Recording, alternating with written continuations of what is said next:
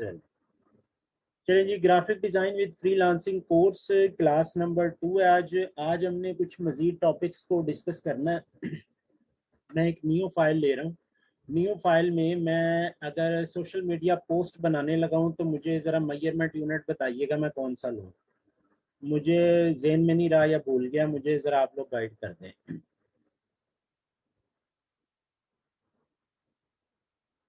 अच्छा, और अगर मैं प्रिंट फाइल लेने लगा हूँ तो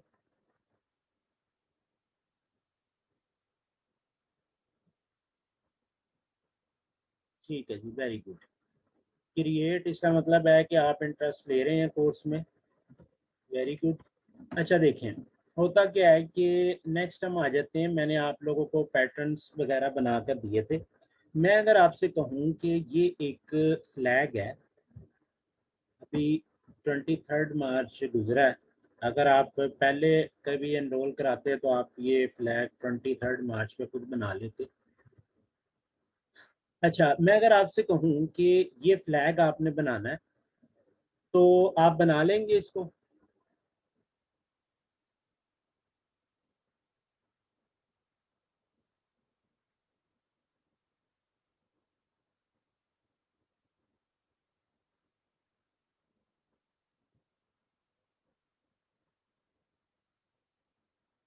ठीक है, जो नो भी लिख रहे हैं कोई बात नहीं, अभी अभी आप कहेंगे जी हम बना लेंगे। अच्छा देखिए, पहली बात तो ये कि सीधी सी बात है कि हम रेक्टेंगल टूल लेंगे, इतना ड्रा करेंगे और ड्रा करने के बाद मैं इसे डी प्रेस कर देता हूँ ताकि ये डिफ़ॉल्ट कलर पर आ जाए। डी प्रेस करने से डिफ़ॉल्ट हो जाएगा और मैं इसको यहाँ से लूँगा और थोड़ा सा बढ़ा दूँगा। उसके बाद मैं इसको यहाँ से एक कॉपी लूँगा इस साइड पर, इसको मैं थोड़ा सा स्मॉल कर दूँगा और देन हम क्या करेंगे, इसको सिलेक्ट करके थोड़ा सा मैं और जूम करता हूँ इस तरीके से, और ऊपर से भी आकर इस तरह से। अच्छा, अब क्या करना है, कॉर्नर्स हमने इस तरह राउंड कर लेने और ये फ्लैग यहाँ तक रेडी हो गया है। ठीक है। अच्छा, अब अगर हम मून एंड स्टार की बात करें तो वो कैसे बनेगा? हाँ जी, कोई आइडिया किसी को?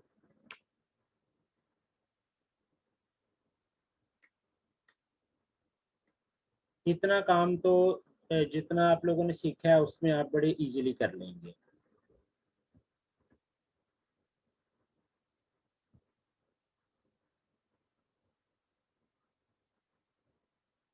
अच्छा देखिए, हम अब यहाँ पर देखें, आप अगर टूल वैसे सीख रहे हो ना तो मे बी आपको उस तरीके से समझ ना आई, लेकिन जब हम एक प्रॉब्लम ले लेते हैं ना और उस प्रॉब्लम पे कहीं फंस जाते हैं या हमसे उसका सोल्यूशन नहीं निकलता तो उसके अंदर आपकी लर्निंग ज़्यादा होती है। मैंने एक सिनेरियो बना दिया, ठीक है। अब क्या होगा कि उसमें हम कुछ चीज़ों को एक्सप्लोर करेंगे। सबसे पहले मैं यहाँ पर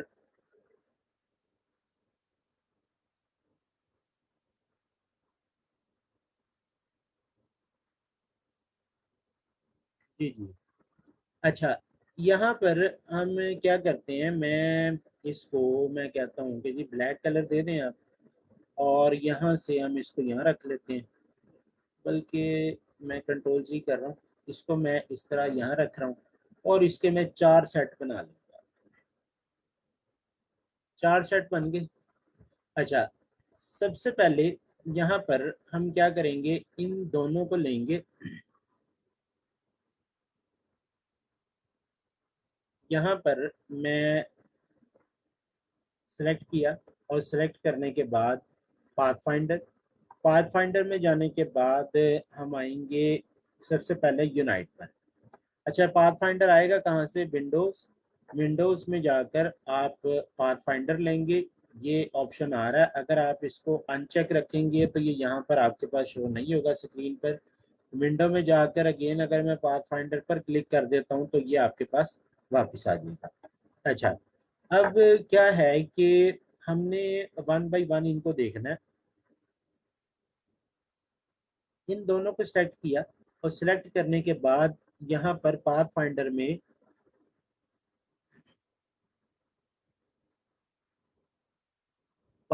में हम आएंगे और यहाँ पर दो चीजें, एक पाथ फाइंडर है और एक शेप मोड्स है। शेप मोड्स में हम सबसे पहले वाले पर अगर क्लिक करते हैं तो क्या होगा कि ये दो शेप की एक शेप बना देगा, यानी उनको यूनाइट कर देगा, एक कर देगा उनको। अच्छा, इस पे मैंने क्लिक किया, ये यूनाइट हो गया। सेकंड नंबर पर हम इन दोनों को सिलेक्ट करेंगे और सिलेक्ट करने के बाद मैं माइनस फ्रंट कर दूंगा। अब फ्रंट पर कौन सा ऑब्जेक्ट है, ये वाला। बैक पर कौन सा, ये वाला। यानी फ्रंट वाला ऑब्जेक्ट माइनस हो जाएगा बैक वाले ऑब्जेक्ट में से, लाइक दिस। ठीक है। अच्छा, ये हो गया।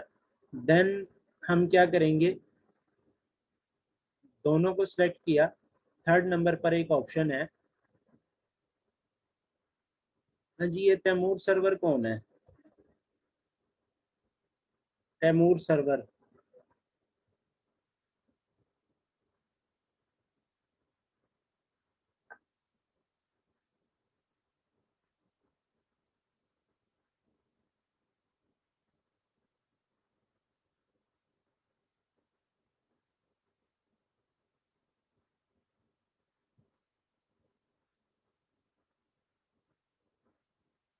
चलें, मैंने तैमूर सर्वर को रिमूव कर दिया क्योंकि कोई भी जो है ना उल्टी सीधी हरकत क्लास में बिल्कुल भी बियरेबल नहीं है।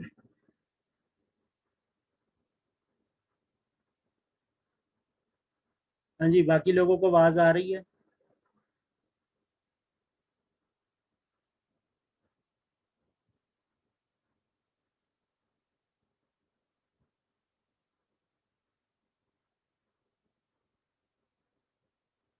अच्छा, आपका ना कोई इंटरनेट इशू होगा, इंटरनेट स्लो होगा आपका, इसकी वजह से आपको आवाज नहीं आ रही होगी। समटाइम्स सिग्नल चले जाते हैं तो उससे भी आवाज नहीं आती। अच्छा, नेक्स्ट देखिए, थर्ड नंबर पर आवाज ब्रेक का इशू है। बाकी लोगों को भी है आवाज ब्रेक का इशू?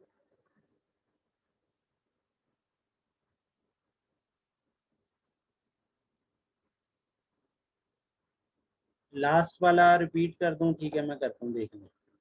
कि देखिए, मैं ये कह रहा हूँ कि दो ऑब्जेक्ट हैं, एक स्क्वायर यहाँ पर है, एक ये है। अच्छा, ये जो येलो स्क्वायर है ये इस वाले स्क्वायर से आगे है, यानी इसके ऊपर है, और ये वाला पीछे है।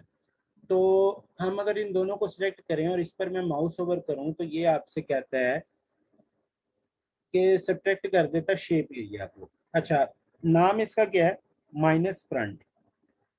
ठीक है। अब माइनस फ्रंट अगर इसका नाम है तो क्या करेगा कि फ्रंट वाला ऑब्जेक्ट बैक वाले ऑब्जेक्ट में से माइनस हो जाएगा। दोनों को सिलेक्ट किया, यहाँ से माइनस फ्रंट करेंगे तो ये इसको उसमें से वो एरिया कट कर देगा, यानी माइनस कर देगा बैक वाले ऑब्जेक्ट में से। थर्ड नंबर पर दोनों को सिलेक्ट करेंगे। सिलेक्ट करने के बाद अगर मैं इस पर माउस ओवर करता हूँ तो ये है इंटरसेक्ट। इंटरसेक्ट कहते हैं कॉमन एरिया को। यानी इंटरसेक्शन में क्या होता है कि यहाँ देखें, इस ऑब्जेक्ट का ये एरिया और पीछे वाले ऑब्जेक्ट का जो एरिया आपस में ओवरलैप हो रहा है, उसकी एक कॉमन कॉपी निकल आएगी। यानी मैं इसको अगर इस तरह करता हूँ तो ये एक कॉमन एरिया निकल आया। दूसरा एक एग्जांपल मैं इसकी आपको ऐसे दिखा देता हूँ। मैंने ये यहाँ रखा और इसको मैंने इस तरह से रोटेट किया। मैं कहता हूँ कि अब इंटरसेक्ट करें, तो अब इंटरसेक्ट क्या होगा, ये वाला एरिया जो इसके ऊपर आ रहा है वो कॉमन एरिया है, तो ये इसकी एक कॉपी बना देगा। ठीक है। अच्छा, अब नेक्स्ट क्या है, थर्ड नंबर पर इंटरसेक्ट में यहाँ करा के दिखा देता हूँ आपको। फोर्थ नंबर पर क्या है, ये है जी एक्सक्लूड। एक्सक्लूड में क्या होता है, एक्सक्लूड इंटरसेक्ट के ऑपोजिट चलता है। कैसे कि इस केस में क्या होता है कि जब हम इंटरसेक्ट करते हैं तो कॉमन एरिया रह जाता है, बाहर का एरिया रिमूव हो जाता है। इस केस में ये होता है कि बाहर जितना भी एरिया है वो बाकी बचेगा, कॉमन एरिया रिमूव हो जाएगा। लाइक मैं अगर इस तरह करता हूँ तो ये कुछ इस तरह हो गया। अभी आपको शायद समझना है कि ये क्या हुआ। लेकिन अगर मैं इसको कोई कलर दे दूंगा तो फिर आपको आइडिया हो जाएगा कि ये क्या हुआ, और इसको मैं अगर यहाँ रख दूँ इस एरिया में, तो आपको उससे भी अंदाजा हो जाएगा कि यहाँ पर ये एरिया मौजूद ही नहीं है। ये जो अभी मैंने 4 कॉन्सेप्ट बताए हैं शेप मोड्स में, ये सब लोगों को समझ आ गए हैं कि नहीं आए?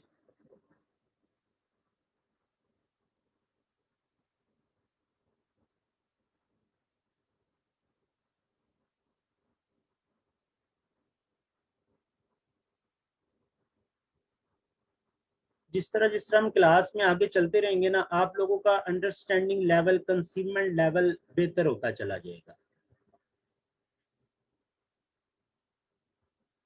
अच्छा, अब देखें, मैंने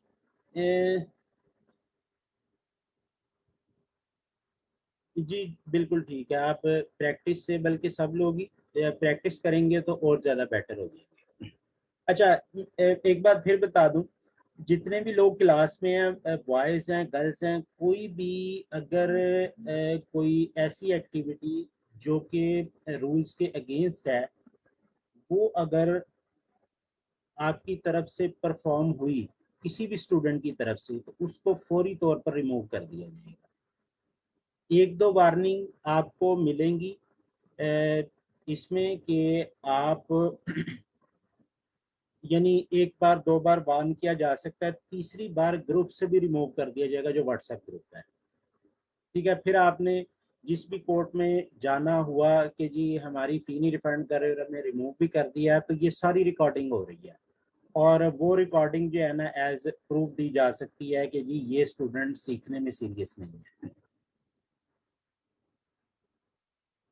अच्छा, फिर दूसरा तीसरा, मैं आप लोगों से पहले भी कहा था कि जब भी आप क्लास ज्वाइन करेंगे अपने नेम से करेंगे, किसी और नेम से नहीं होगा। ये जो 18mm545 ये जो भी साहब हैं, इनको भी मैं रिमूव कर दूंगा अगर ये अपना नेम रीनेम नहीं करेंगे।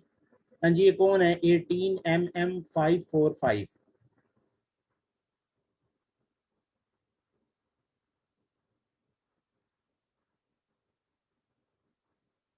वॉइस आ रही है?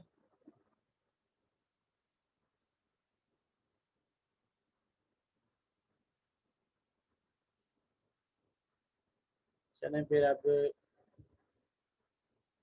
अच्छा, दूसरी बात ये है कि आप लोग किसी के साथ लिंक शेयर कर रहे हैं, नहीं तो जिस बंदे ने पे किया हुआ होता है ना, यानी पे करके कोर्स में एनरोल हुआ हुआ होता है, वो बिल्कुल सीरियस होता है, और वो कोई भी इस तरह की जो है ना यानी ऐसी एक्टिविटी परफॉर्म नहीं करता। ठीक है, मैं देखता हूँ स्क्रीन शॉट को। अच्छा, मैं यहाँ से वेटिंग रूम ऑन करने लगा। ठीक है, अब कोई भी ज्वाइन करने लगेगा, वो सबसे पहले उसको मेरी इजाज़त चाहिए होगी, उसके बाद ज्वाइन करेगा। कोई भी जिन लोगों ने भी लिंक शेयर किया दूसरों के साथ, वो कोई भी अब क्लास में वैसे इन नहीं हो सकता। मुझे एक मिनट ज़रा देखने पे क्या स्क्रीनशॉट इन्होंने शेयर किया है ग्रुप में।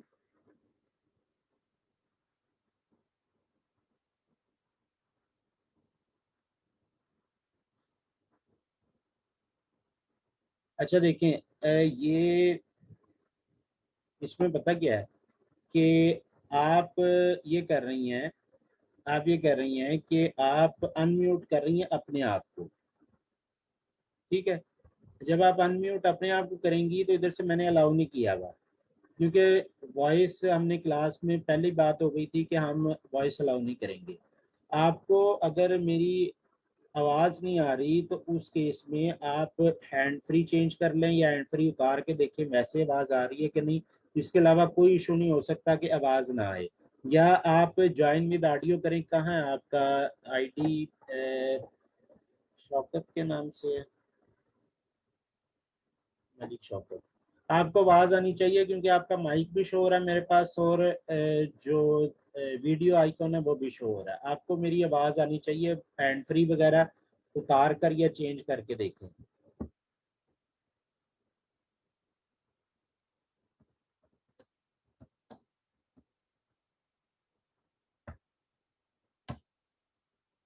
अच्छा,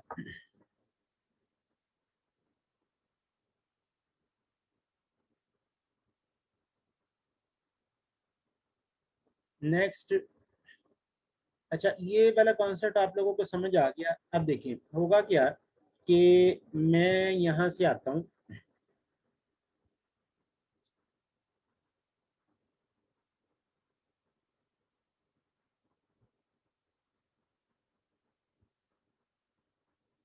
अच्छा मैं यहाँ से आ रहा हूँ और मैं एक एलिप्स ले रहा हूँ। ये मैंने एलिप्स लिया, इस एलिप को अगर मैं यहाँ रखूँ और क्या करूँ कि मुझे ये मून मिल जाए, जी कोई बताएगा?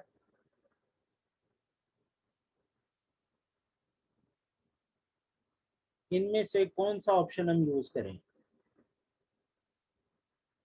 ये जो नीचे जो चार ऑप्शन है शेप मोड्स वाले, इनमें से कौन सा ऑप्शन ऐसा यूज करें कि ये वाला एरिया रिमूव हो जाए और ये मून मिल जाए हमें?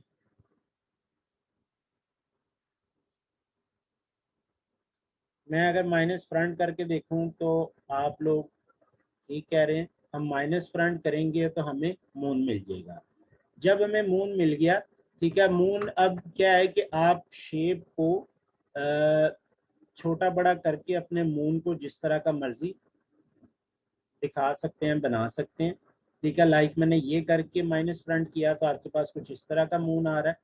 ठीक है, मैं इसको रखता हूँ, स्मॉल करता हूँ पहले शिफ्ट के साथ और यहाँ रख देता हूँ। ठीक है, देन मुझे क्या करना है, अगर मैं इस पर राइट क्लिक करूँ तो आपके पास यहाँ एक स्टार टूल आएगा। जब आप इसको क्लिक करके ड्रैग करेंगे तो आप अगर डाउन एरो की प्रेस करेंगे तो कॉर्नर कम होते जाएंगे। अभी क्लिक आपने छोड़ना नहीं है, यानी लेफ्ट क्लिक को आपने होल्ड करके रखना है, और अगर आप अप की प्रेस करेंगे तो कॉर्नर्स बढ़ते चले जाएंगे। अच्छा, हमें कितने कॉर्नर्स चाहिए? 5। दूसरा ये कि इस वक्त जो स्टार आ रहा है वो थोड़ा सा बाहर की तरफ उभरा हुआ है, मैं इसको चाह रहा हूँ कि इसके चारों साइडें एक जैसी हो जाएं। तो आप आल्ट की प्रेस करेंगे, आल्ट की प्रेस करने से क्या होगा कि ये बिल्कुल वैसा ही स्टार बन जाएगा जैसा कि उसमें हमने लगाया हुआ है इसके अंदर, जो हमारी असाइनमेंट है। इस पर जाकर यहाँ रखेंगे इसे और थोड़ा सा स्मॉल कर देंगे। मैं इसको यहाँ करके रख रहा हूँ। देन हम क्या करते हैं, इसको सिलेक्ट किया, कलर ग्रीन, ठीक है, देन इसको सिलेक्ट किया और इसको हम, ये कुछ ऐसे है, ठीक है। तो आपकी ये फ्लैग वाली असाइनमेंट यहाँ पर कंप्लीट होगी।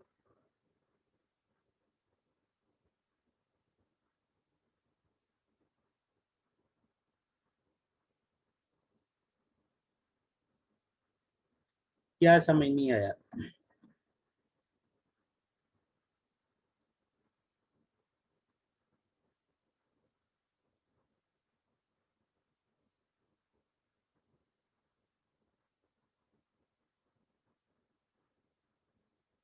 अच्छा, स्टार का दोबारा बता दूं, मेंशन कर दिया करें सर, इस पॉइंट से समझ नहीं आया तो आप बता दें। अच्छा देखें, मैं ये कह रहा हूँ कि जब आप स्टार लेते हैं ना, स्टार में आप अपने कीबोर्ड पर जो एरो कीज हैं उसमें से अप की को प्रेस करेंगे तो कॉर्नर्स बढ़ेंगे, डाउन की को प्रेस करेंगे तो कॉर्नर्स कम होंगे। पहली बात तो ये हो गई। अच्छा, दूसरी बात ये कि इस वक्त जो स्टार है वो अगर आप देखें तो बाहर की तरफ थोड़ा सा उभरा हुआ है, यानी ये जो चीज़ है ये थोड़ी सी बाहर की तरफ हाइट में आ रही है। अच्छा, मैं क्या चाह रहा हूँ कि ये बिल्कुल स्ट्रेट बन जाए, तो आप आल्ट की प्रेस करेंगे, आल्ट की से क्या हो जाएगा कि ये बिल्कुल स्ट्रेट हो जाएगा। ठीक है, यानी इसके चारों साइडें बिल्कुल स्ट्रेट हो गई हैं। हाँ जी, ये समझ आया। क्या नाम है, मुस्फिरा, मुस्फिरा रेहान, ये जो पॉइंट अभी मैंने बताया ये समझ आ गया?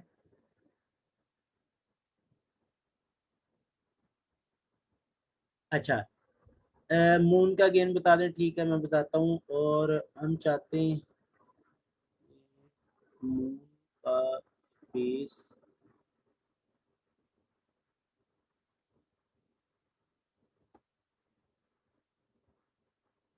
जी सिर्फ ओनली आल्ट की प्रेस करेंगे तो आपके ये जो ये स्टेट हो जाएगा। अच्छा देखिए, जो है ना शीजा का क्वेश्चन और इसका मलिक शौकत का क्वेश्चन सेम क्वेश्चन है, इनको मैं दोबारा कर रहा हूँ, देख लें। ये हमारे पास हमने सर्कल लिया और इसी सर्कल की एक कॉपी ले ली। जब कॉपी ली तो अब देखिए, आप ये समझे, मैं इसको ना कोई और कलर दे रहा हूँ, आप ये समझे जो वाइट है ना ये आपका मून है।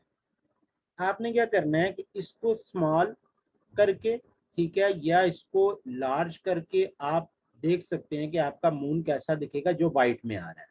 ठीक है, मैं इसको स्मॉल कर रहा हूँ और अंदर की तरफ चला रहा हूँ, और स्मॉल कर रहा हूँ और अंदर की तरफ चला रहा हूँ। यहाँ से हम इसको थोड़ा सा बड़ा कर लेते हैं और थोड़ा सा अंदर चला रहे हैं। अब जो वाइट एरिया बच रहा है ना वो आपका मून है। आप उसको जैसे चाहे एडजस्ट कर सकते हैं, बेशक आप इसको इस तरह बड़ा कर लें, बेशक आप इसको छोटा कर लें। मैं अभी यहाँ से पकड़कर माइनस फ्रंट करूंगा तो आपके पास ये बचेगा। हाँ जी, दोनों का क्वेश्चन क्लियर हो गया।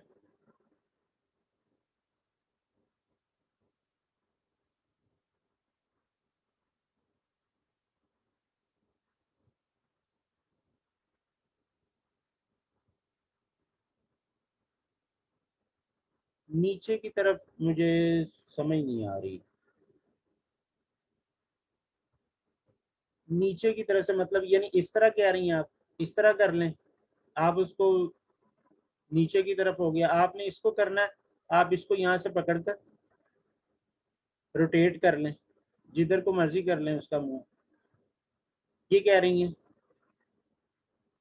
या अभी भी कुछ और कह रही हैं?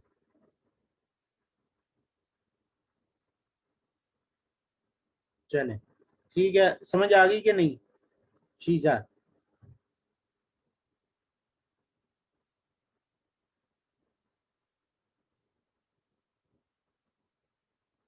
चलें, ठीक है। अच्छा, अब अगर आपसे कहा जाए कि मैं दोबारा वही क्वेश्चन कर रहा हूँ कि आपसे कहा जाए कि ये फ्लैग वाली असाइनमेंट बनानी है तो क्या जवाब होगा आप लोगों का?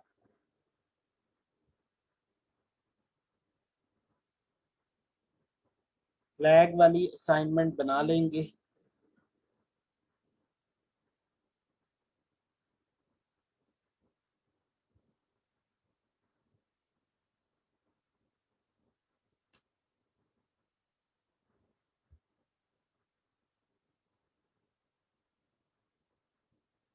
चले जी, सब लोग अब इस बात को एग्री कर लिया उन्होंने कि बना लेंगे सब लोग। अच्छा, नेक्स्ट आ जाए। तो नेक्स्ट में हमारे पास क्या है? Monkey shape. ये वो मंकी शेप है जो आप लोगों ने किसमें की थी? डेमो क्लास में। अब इसमें कुछ इसके ऊपर हेयर्स हैं, आईब्रोज हैं, ईयर्स के अंदर वाला कुछ पार्ट है, ये कैसे बनेगा इसको भी अभी हम डिस्कस करेंगे। लेकिन उससे पहले मैं थोड़ी सी कुछ चीज़ें जो नीचे मौजूद हैं, यानी पाथ फाइंडर के अंदर, उनको ज़रा डिस्कस कर लूँ, उसके बाद हम आते हैं इसको। ए की शेप लगाकर बता रहा हूँ आपको, यानी कुछ इस तरह से। अच्छा, मैं ये चाह रहा हूँ कि ये जितने भी पीसेस हैं ये सेपरेट सेपरेट मेरे पास आ जाए, यानी ये पीस अलग हो, ये वाला पीस अलग हो, ये अलग हो। अभी तक क्या हो रहा था, या तो एक शेप बन रही थी, या फिर ऊपर की शेप बाकी बचती थी, या फिर ये कॉमन एरिया बचता था, या फिर ये होता था कि सेंटर वाला पार्ट उड़ जाता था, बाकी का मौजूद रहता था, ऐसे। ठीक है, अब मैं ये चाह रहा हूँ कि तीनों शेप मौजूद रहें। उसके लिए जब मैं इन सबको सिलेक्ट करके पाथ फाइंडर में आकर नीचे वाला डिवाइड को प्रेस करूंगा। अच्छा, डिवाइड प्रेस करने से ये आपके पास ऐसे नहीं आएगा। उसके लिए आपको क्या करना है, राइट क्लिक करना है और इसको अनग्रुप कर देना है। जब आप अनग्रुप करेंगे तो अनग्रुप में ये पीस अलग हो चुका है, ये पीस अलग हो चुका है और ये वाला पीस अलग हो चुका है। ठीक है। अच्छा, नेक्स्ट मैंने सेलेक्ट किया, यहाँ से आपके पास आ रहा है ट्रिम। अच्छा, देखिए मैंने ट्रिम किया तो मैं ज़रा डिफरेंट कर दूँ। अच्छा, मैं इसको यहाँ से अगर ट्रिम करता हूँ तो ट्रिम में क्या होगा कि ट्रिम होगा ये, राइट क्लिक करके मैं अगर इसको कहता हूँ अनग्रुप करें तो अनग्रुप से ये आपके पास इस तरीके से वही हो गया जो माइनस फ्रंट है। रिवर्ट कैसे, अच्छा ये देख लें। आप कोई भी जब काम करते हैं तो उसमें दो चीजें होती हैं, एक तो आप उसको अनडू कर लें, एक होता है रीडू कर लें। अच्छा, अनडू एंड रीडू को आप इस तरह से समझ लें, ये वैसे आमतौर पर माइक्रोसॉफ्ट वर्ड वगैरह में भी होता है कि आपने जो भी काम किया है आपने उसको रिवर्ट बैक करना है, ठीक है। और रीडू होता है कि आपने उसको फॉरवर्ड चलाना है, यानी जिस पोजीशन पर आप थे आप उसी पे वापस जाना चाह रहे हैं। एग्जांपल दे देता हूँ, अभी तक मैंने जो भी काम किए मैं कंट्रोल जी प्रेस करूंगा, कंट्रोल प्लस जी बटन मैं यहाँ मेंशन कर रहा हूँ, control plus G for undo, ठीक है। अच्छा, मैं इसको यहाँ से कट किया, कंट्रोल जी कर रहा हूँ, ये देखें अब ये सारा काम रिवर्ट होना शुरू हो गया, ठीक है। अच्छा, मैं ये चाहता हूँ कि ये सारा वापिस आ जाए जिस पॉइंट पर मैं खड़ा था, मैं कहता हूँ गलती से मेरे से अंडू हो गया है और मैं उसको वापस लाना चाहता हूँ। तो कंट्रोल के साथ आप शिफ्ट की भी ऐड कर लें और फिर जी प्रेस करें तो ये फॉरवर्ड चलना शुरू हो जाएगा, जो भी चीज़ें जैसे मैंने कंट्रोल जी अंडू लिखा था वो आ जाएगा, ठीक है। और अगर आप इसको चाह रहे हैं रीडू करना, रीडू के लिए मैंने क्या प्रेस किया, control plus shift plus G. हाँ जी, अंडू रीडू समझ आ गया, अंडू रीडू।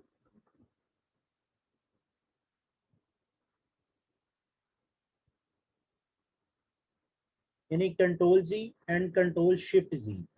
अच्छा, मैं इसको डिलीट कर रहा हूँ। आप ये देखें कि क्या हुआ, ये सेम माइनस फ्रंट वाला ही काम हुआ है, लेकिन आपके पास दोनों शेप्स अवेलेबल रहे, ठीक है। यानी क्या हो रहा है कि शेप मोड्स वाला जो काम है,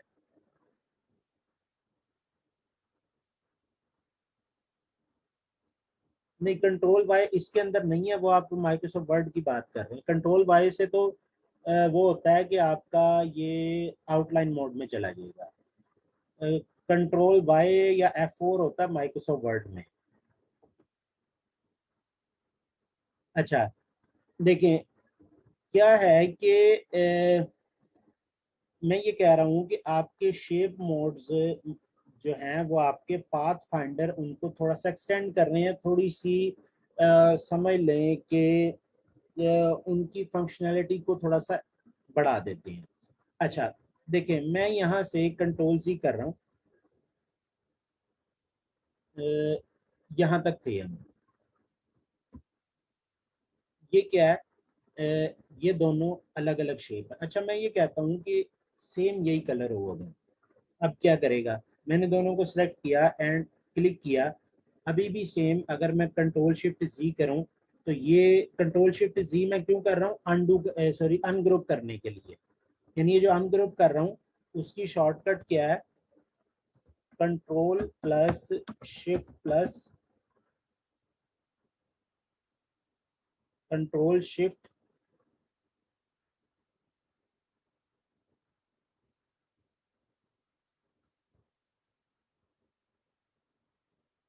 control plus shift plus G. अच्छा, अब अगर मैं यहाँ से आ जाऊँ, control plus shift plus G ungroup हो जाएगा, ठीक है। और अगर आपने किसी दो चीज़ों को ग्रुप करना है तो उसके लिए आप कंट्रोल जी प्रेस करेंगे तो ग्रुप हो जाएगा, यानी इस वक्त ग्रुप बन चुका है। मैं अगर एक को मूव करूंगा तो दूसरा उसके साथ मूव हो रहा है, इसको मूव करूंगा तो दूसरा इसके साथ मूव हो रहा है। अच्छा, यानी यहाँ पर मैं मेंशन कर रहा हूँ ये किसके लिए है, अनग्रुप के लिए, ठीक है। और कंट्रोल प्लस जी किसके लिए है, ग्रुप करने के लिए। अच्छा, आपके पाथ फाइंडर में जो भी आप काम करते हैं, ये जो नीचे वाले जो 5-6 ऑप्शन है, इसमें आप जब भी कोई कमांड अप्लाई करेंगे तो क्या होगा कि उसको आपको सबसे पहले क्या करना पड़ेगा, अनग्रुप करना पड़ेगा, यानी कंट्रोल शिफ्ट जी करना पड़ेगा। अच्छा, अब हम इसको, मैं कंट्रोल शिफ्ट जी कर रहा हूँ, अनग्रुप हो गया, अब ये अलग अलग है। मैंने यहाँ से कॉपी ली, ठीक है, और सबसे पहले मैं कलर डिफरेंट कर रहा हूँ, इन दोनों को सेलेक्ट किया, इस पर आए तो ये क्या लिखा हुआ है, मर्ज। मैंने इस पे क्लिक किया, तो अगर मैं इसको अब अनग्रुप करूं और देखूं, तो क्या ये सेम वही काम नहीं किया इसने जो ये ट्रिम कर रहा था? हाँ जी, ये चीज देखें कि मर्ज एंड ट्रिम दोनों एक जैसा काम नहीं कर रहे। क्या कहते हैं आप लोग?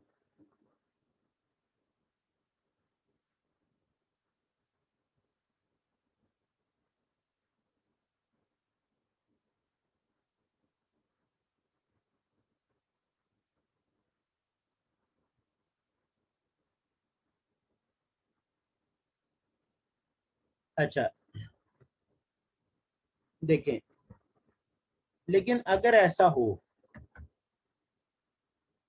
कि ये भी रेड हो और ये भी रेड हो, दोनों कलर अगर सेम हो, ठीक है, और मैं अगर अब इसको ये मर्ज करूं, तो ये अब कौन सा काम करेगा जो कि आपका यूनाइट कर रहा था?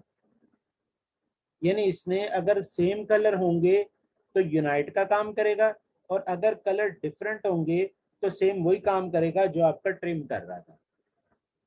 ये पॉइंट अंडरस्टैंड किया है कि नहीं किया? यानी आपका ये जो मर्ज है, ये अगर डिफरेंट कलर होगा तो फिर आपका ये काम कर रहा होगा ट्रिम की तरह, और अगर कलर सेम होगा तो फिर काम कर रहा होगा यूनाइट की तरह। ठीक है जी।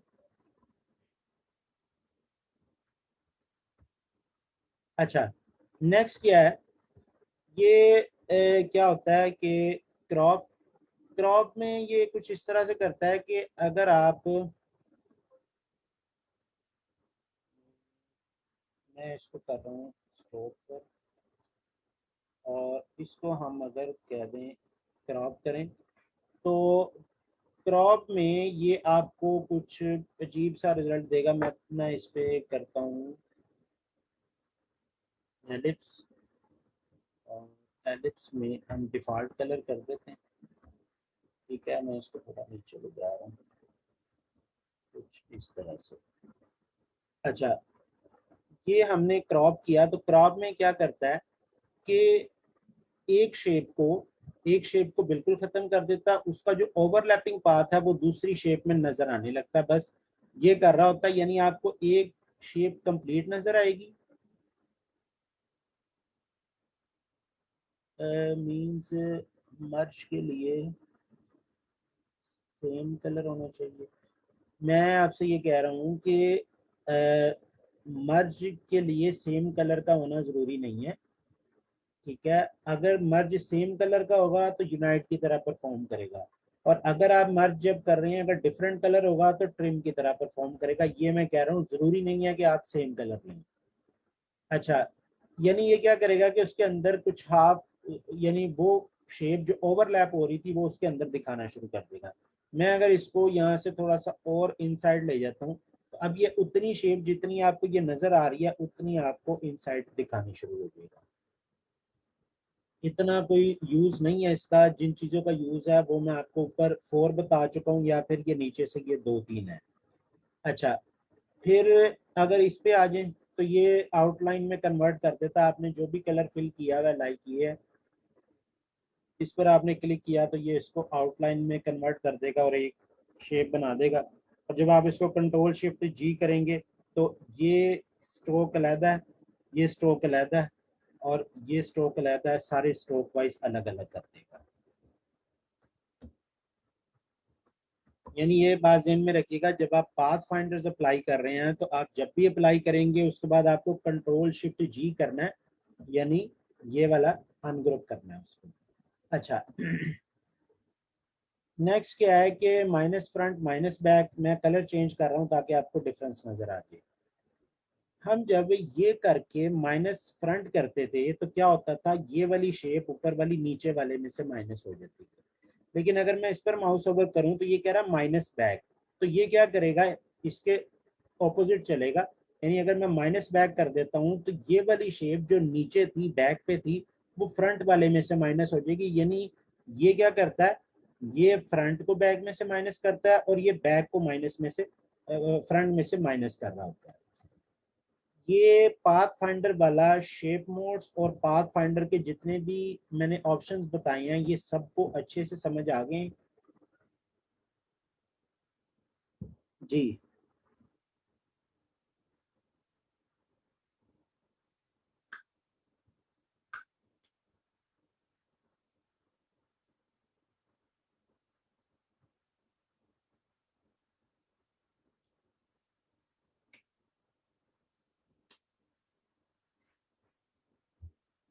अच्छा, अब देखें कि हम नेक्स्ट आ जाते हैं। नेक्स्ट क्या है जी, मंकी शेप। मंकी शेप में अच्छा, मंकी शेप पर भी जाने से पहले यहाँ पर ये जो अभी मैंने ऊपर वाले जो चार आपको चीजें बताई हैं इन्हीं को मैं थोड़ा सा आगे एक्सटेंड करने लगूं। देखें होगा क्या कि मैंने इसको यहाँ से उसी तरह से कॉपीज ले ली चार।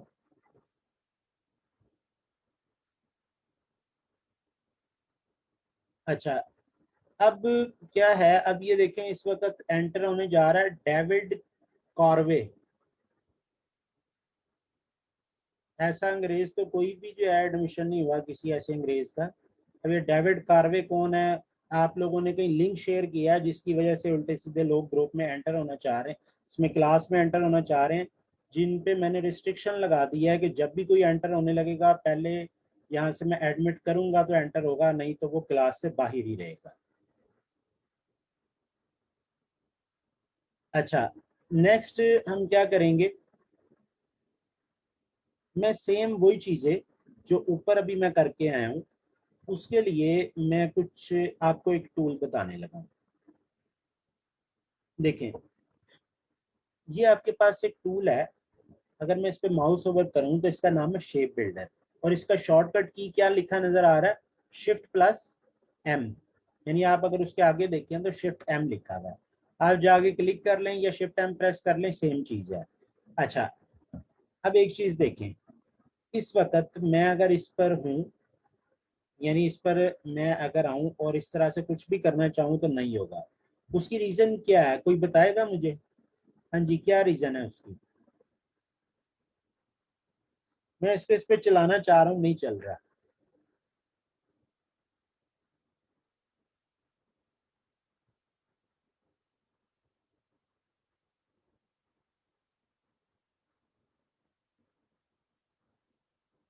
चलें, जो पहला रूल मैंने आपको बताया था कि सिलेक्शन जरूरी है वो आप लोगों को पता है।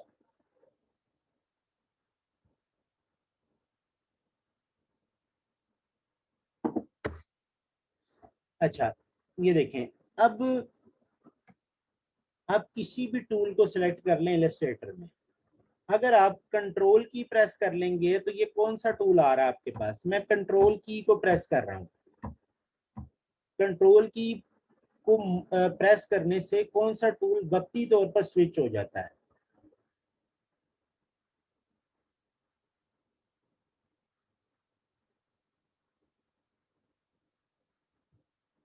यानी आपके पास सिलेक्शन टूल का आइकॉन आ जाता है। ठीक है, अब देखें सिलेक्शन टूल जब मैं सिलेक्ट करूंगा ना तो ये आपको इस वक्त डार्क हुआ हुआ नजर आ रहा है और अब वो आपके सामने है कि जी आपने सिलेक्शन टूल सेलेक्ट किया है, लेकिन मैंने सिलेक्ट ये किया हुआ डार्क इस वक्त ये है। अगर आप किसी भी टूल के होते हुए सिलेक्शन टूल को वक्ती तौर पर लाना चाहें, क्यों, क्योंकि आपने इसकी सिलेक्शन नहीं की भी, मैं चाहता हूं कि ये टूल मैं छोड़ूं भी ना और मैं सिलेक्शन कर लूं किसके जरिए, सिलेक्शन टूल के जरिए, क्योंकि हमने पहले पढ़ चुके हैं कि सेलेक्ट करने के लिए किसी भी ऑब्जेक्ट को कौन सा टूल यूज होता है, सिलेक्शन टूल यूज होता है। तो मैं अगर अपने कीबोर्ड से कंट्रोल की प्रेस कर लूं तो वक्ती तौर पर मुझे ये देखिए अभी सिलेक्टेड यही है, वक्ती तौर पर क्या अवेलेबल हो गया, सिलेक्शन। मैंने इसे ड्रैग किया, दोनों सेलेक्ट किए और कंट्रोल छोड़ा तो वापस क्या आ गया, हाँ जी, वापस क्या आ गया मेरे पास? कौन सी की प्रेस होगी? प्लस तो नहीं आना चाहिए। अच्छा ठीक है।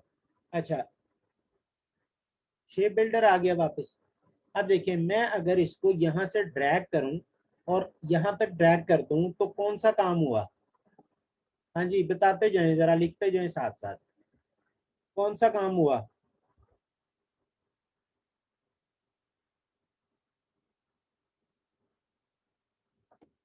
यूनाइट हो गया। यूनाइट हुआ, यूनाइट। मर्ज तो खैर एक अलग टर्म है ना, मैं ऊपर वाले ये जो चार अभी आपको करके दिखाए थे इनमें से पूछ रहा हूँ। अच्छा, मैंने अगेन कंट्रोल की प्रेस की, सिलेक्शन टूल लिया, इनको सिलेक्ट किया, कंट्रोल की छोड़ी तो वापस मेरे पास वही चीज आ गई। अब इस वक्त शेप बिल्डर के साथ एक छोटा सा प्लस साइन आ रहा है। अगर मैं ऑल्ट की प्रेस करके इसको यहां से यहां तक ड्रैग करूं तो कौन सा काम हो गया? हाँ जी,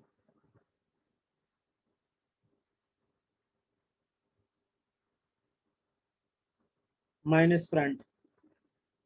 अगेन मैंने कंट्रोल की प्रेस की, इनको इस तरह से सिलेक्ट किया और यहां से मैं ऑल्ट की प्रेस करके यहाँ सेंटर में आकर एक बार क्लिक कर रहा हूँ। सॉरी, क्या कर रहा हूँ, ऑल्ट के साथ यहाँ क्लिक कर रहा हूँ और यहाँ क्लिक कर रहा हूँ, तो ये कौन सा काम हो गया?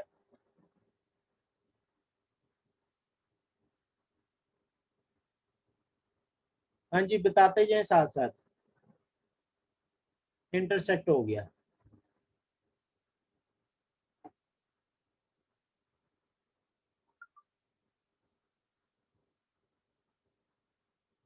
ठीक है।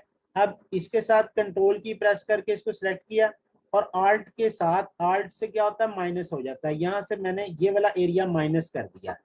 जब मैंने ये एरिया माइनस करके यहाँ रखा तो ये आपके सामने है, ये चीज माइनस हो चुकी है, यानी ये ऊपर वाला काम हमने परफॉर्म कर लिया। ठीक है। मैं इसको अगर कलर येलो दे दूंगा तो आपको आइडिया हो जाएगा कि क्या हुआ है।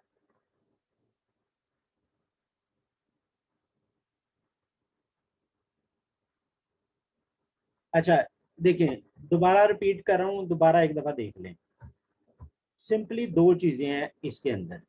नंबर एक तो ये है कि आप जब भी किसी चीज को सिलेक्ट करते हैं और शेप बिल्डर ले लेते हैं तो वो चलता प्लस में ही है। यानी क्या करेगा कि इन शेप्स को आपस में मर्ज कर देगा, इसको साथ मिलाएंगे, इसको मर्ज कर देगा, जितनी मर्जी मर्ज कर लें।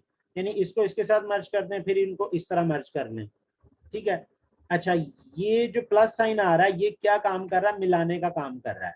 अच्छा, अगर मैं अपने कीबोर्ड से सिर्फ ऑल्ट की प्रेस कर लूं तो ये जो इसका जो शेप बिल्डर के आइकॉन के साथ जो प्लस साइन था वो किस में चेंज हो गया? माइनस में। आप देखें, मैं जैसे ही ऑल्ट प्रेस कर रहा हूं तो प्लस किस में? माइनस में चेंज हो रहा है। इसका मतलब है कि ये अब कटिंग का काम करेगा। यानी मैं अगर इसको ऑल्ट के साथ यहां से यहां तक चला दूंगा तो ये कटिंग कर देगा।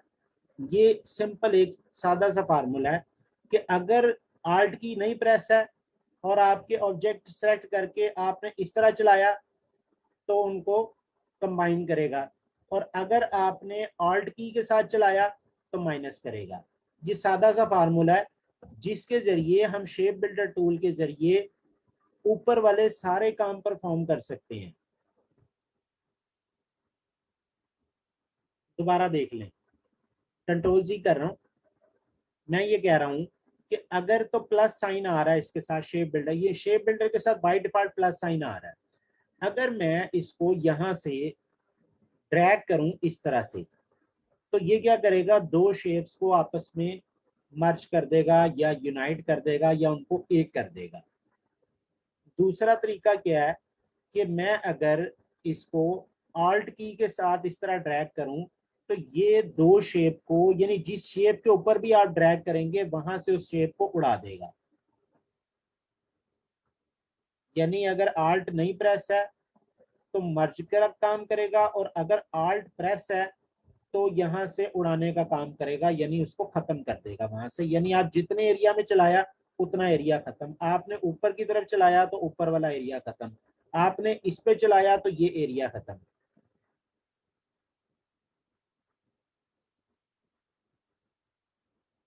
कह सकते हैं क्रॉप, यानी खत्म करना या कट करना, कुछ इसी तरह का मीनिंग होता है क्रॉप का।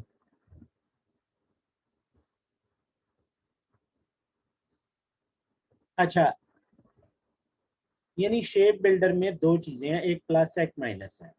अगर आप प्लस के साथ चला रहे हैं तो सबको वो जोड़ना शुरू कर देगा, और अगर आप माइनस के साथ चला रहे हैं ऑल्ट की को प्रेस करके, तो वो क्या करेगा कि उन शेप्स को वहां से माइनस करनी शुरू कर देगा। अच्छा, shape modes, path finder and shape builder, ये कैसे काम करते हैं, ये इसके हवाले से किसी को कोई कंफ्यूजन नहीं होनी चाहिए। अगर नहीं है तो लिख दें ऑल क्लियर, नहीं तो कोई क्वेश्चन है तो बता दें।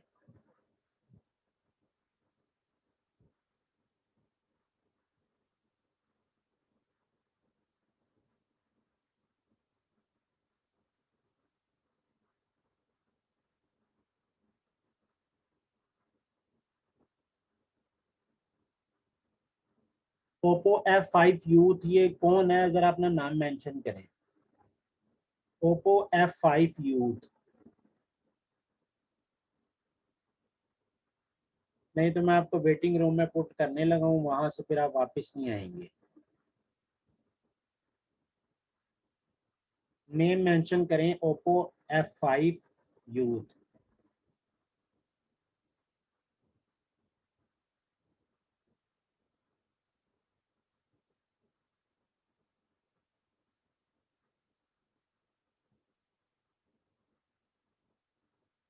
अच्छा चलें ठीक है।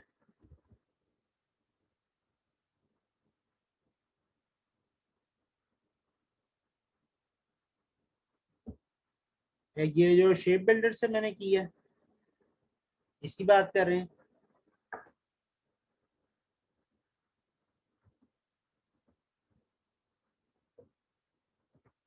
सबसे पहली बात तो ये है कि shift plus M is equal to shape builder. ठीक है, देन आप आ जाएं। अगर तो कोई की प्रेस नहीं है तो वो प्लस में चलेगा, यानी डिफॉल्ट बिहेवियर उसका क्या है, प्लस। ठीक है, अगर आप उसको माइनस करना चाह रहे हैं तो उस सूरत में आप ऑल्ट की प्रेस करेंगे। हाँ जी ठीक है।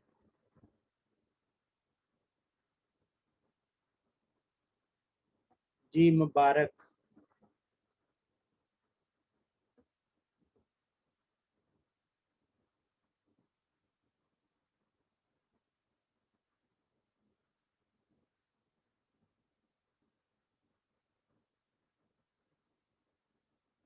अच्छा,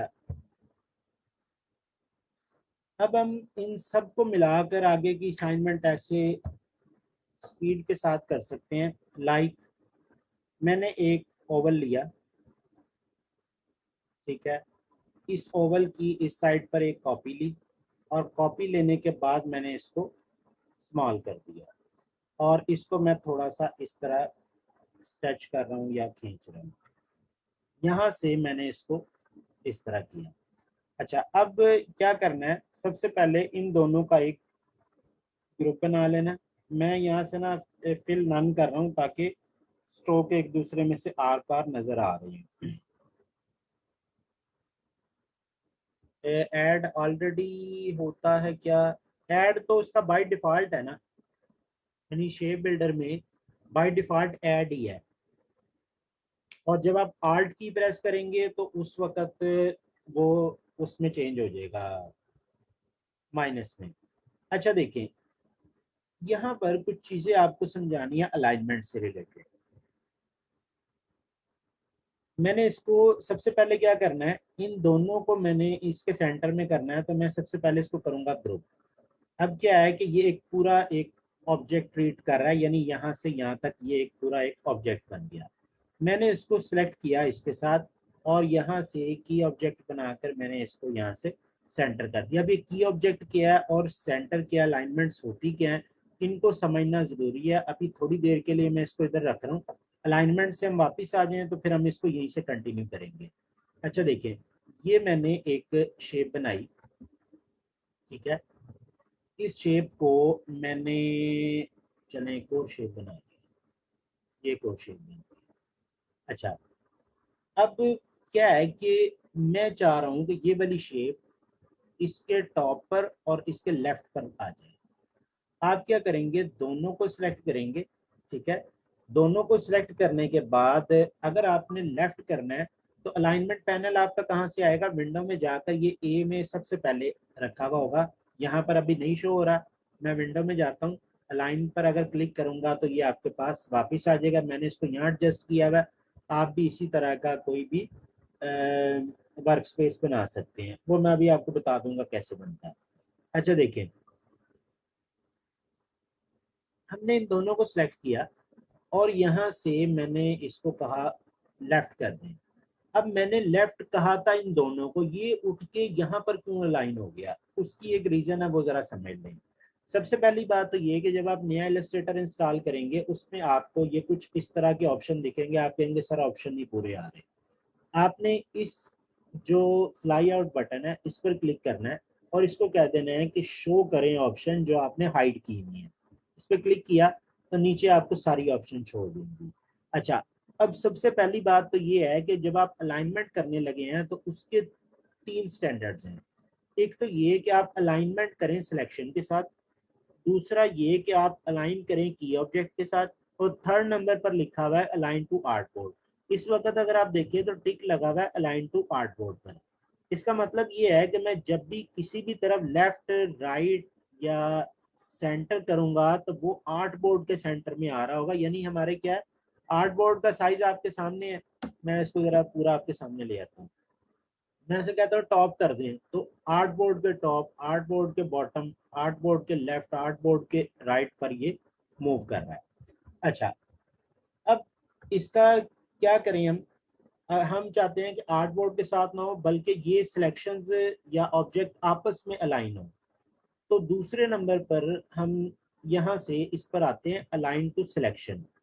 अच्छा, जब मैंने अलाइन टू सिलेक्शन कहा और इसको मैंने यहाँ रखा हुआ है, ठीक है, मैंने इन दोनों को सिलेक्ट किया और लेफ्ट किया तो ये ऑब्जेक्ट इसके लेफ्ट पर आ गया, ठीक है, ये राइट पर आ गया।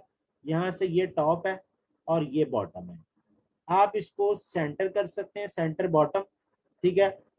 अच्छा, आप देखिए मैंने सेंटर बॉटम किया तो क्या हो रहा है कि दोनों ऑब्जेक्ट मूव हो चुके हैं अपनी जगह से, ठीक है।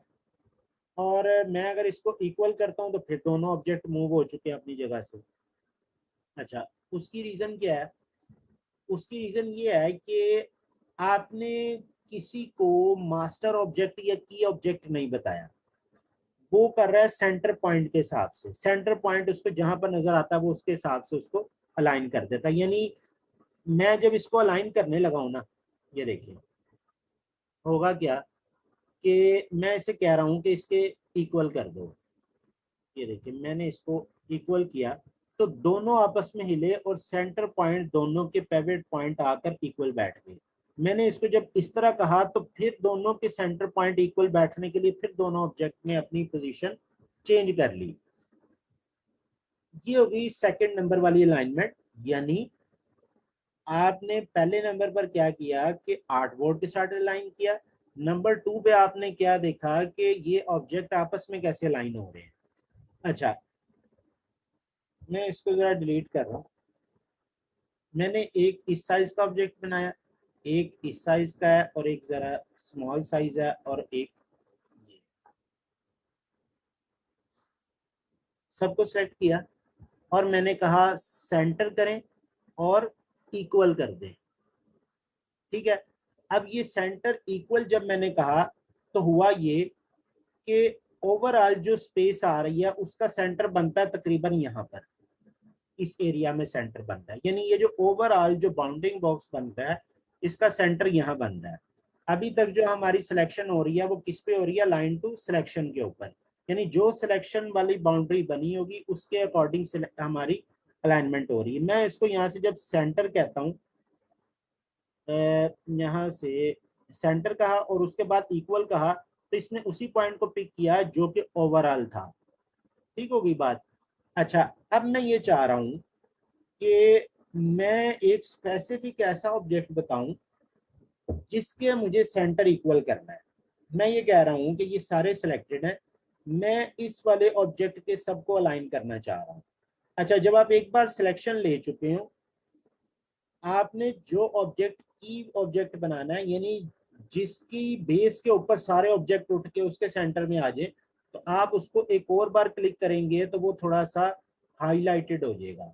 जब वो हाईलाइटेड हो तो आप उसको सेंटर करें और इक्वल करें, तो सारे ऑब्जेक्ट उसके गिर्द आकर सेंटर होंगे, बजाय के वो ओवरऑल सिलेक्शन के गिर्द हो रहे हैं। ये 3 रूल थे। यहाँ देखें, इस वक्त अगर आप देखें तो की ऑब्जेक्ट वाला ऑटोमेटिकली सिलेक्ट हुआ है। ठीक है, ये तीनों सिलेक्शन रूल्स मैंने बता दिए। लेफ्ट लाइन बॉटम क्या होता है ये भी बता दिया। अच्छा, एक चीज होती है इसमें तो खैर स्पेसिंग, डिस्ट्रीब्यूट ऑब्जेक्ट को हम स्पेसिंग देख लें, ये सारे आपके ऊपर वाले कवर हो जाएंगे। देखें, होता क्या है कि मेरे पास लास्ट पॉइंट, ठीक है, दोबारा देख लें। मैं ये कह रहा हूं कि जब हम सबको सिलेक्ट करते हैं, सिलेक्ट करने के बाद हम जब सेंटर कर रहे थे, तो ये जो ओवरऑल जो एक सिलेक्शन बाउंडिंग बॉक्स बन रहा है, इसका सेंटर तकरीबन यहाँ करके बन रहा है। इस सेंटर पे सारे ऑब्जेक्ट आकर कंबाइन हो रहे हैं, यानी सेंटर हो रहे हैं। मैं ये चाह रहा हूं कि कोई ऐसा ऑब्जेक्ट हो, ठीक है, जिसको मैं कहूं कि इसको आप मास्टर बना लें या इसको आप की ऑब्जेक्ट बना लें और सारे आकर उसके गिर्द सेंटर हो जाएं। तो उसके लिए मैं क्या करूंगा कि जब आप एक बार सिलेक्शन कर चुके हो, जिसको आपने की ऑब्जेक्ट बनाना है उस पर आकर एक बार और क्लिक कर दें, तो वो क्या हो जाएगा, वो थोड़ा सा थिक हो जाएगा, थोड़ा सा हाईलाइटेड हो जाएगा। अब मैंने इसको बनाया, तो जब मैं सेंटर करूंगा तो सारे इसके सेंटर में चले जाएंगे, और जब मैं इक्वल करूंगा तो सारे इसके इक्वल आ जाएंगे। हाँ जी, क्लियर हो गई बात?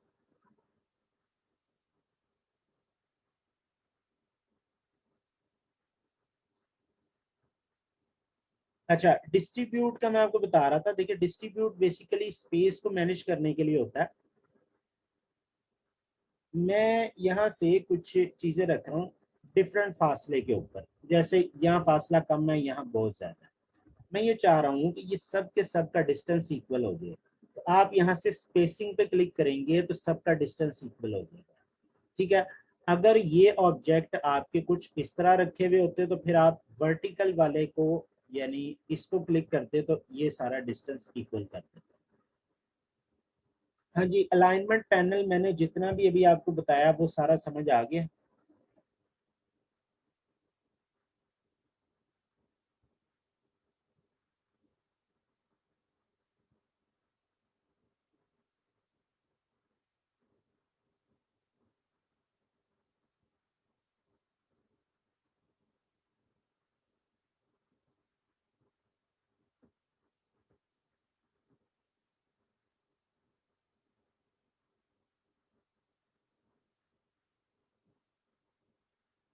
देखिए, मैं जो लास्ट वाला पॉइंट है यहाँ क्लियर हो जाएगा। ये देखें, मैंने इनको ग्रुप किया हुआ है, मैंने अभी आपको बताया था। मैं ये चाहता हूँ कि ये वाले इसके सेंटर में आ जाए और ये अपनी जगह से ना हिले। अगर तो मैं ऐसे ही कर दूंगा ना, तो ये वो भी अपनी जगह से हिल गया और वो भी हिल गया। अच्छा, अब मुझे क्या करना है, इसके सेंटर में करना है, तो मैं इसको क्लिक कर लूंगा एक बार फिर। इसको मैंने की ऑब्जेक्ट बना दिया। ये वाला ऑब्जेक्ट अपनी पोजीशन चेंज नहीं करेगा, बाकी के सारे ऑब्जेक्ट इस अपनी पोजीशन चेंज करते हुए इसके सेंटर इक्वल हो जाएंगे आप, यानी सेंटर एंड इक्वल। इस वजह से मैंने आपको अलाइनमेंट यहाँ पर पढ़ाई है, ताकि आपको कॉन्सेप्ट समझ आ जाए कि यहाँ पर सेंटर, सॉरी, अलाइनमेंट की कितनी जरूरत पड़ेगी। हाँ जी, पॉइंट क्लियर हुआ कि नहीं हुआ?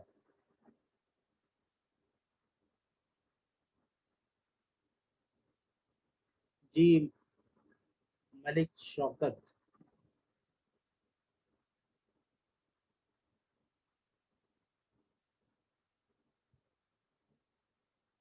अच्छा, वर्टिकल वाला, उससे भी लास्ट पॉइंट। अच्छा अच्छा, वर्टिकल वाला मैं ये कह रहा था कि एक, दो और ये तीन, तीन ऑब्जेक्ट हैं। अगर तो ये इस तरह लंबाई के रूप में वर्टिकल पड़े हुए हैं, तो आप वर्टिकल वाले बटन पर क्लिक करेंगे इनका डिस्टेंस इक्वल करने के लिए।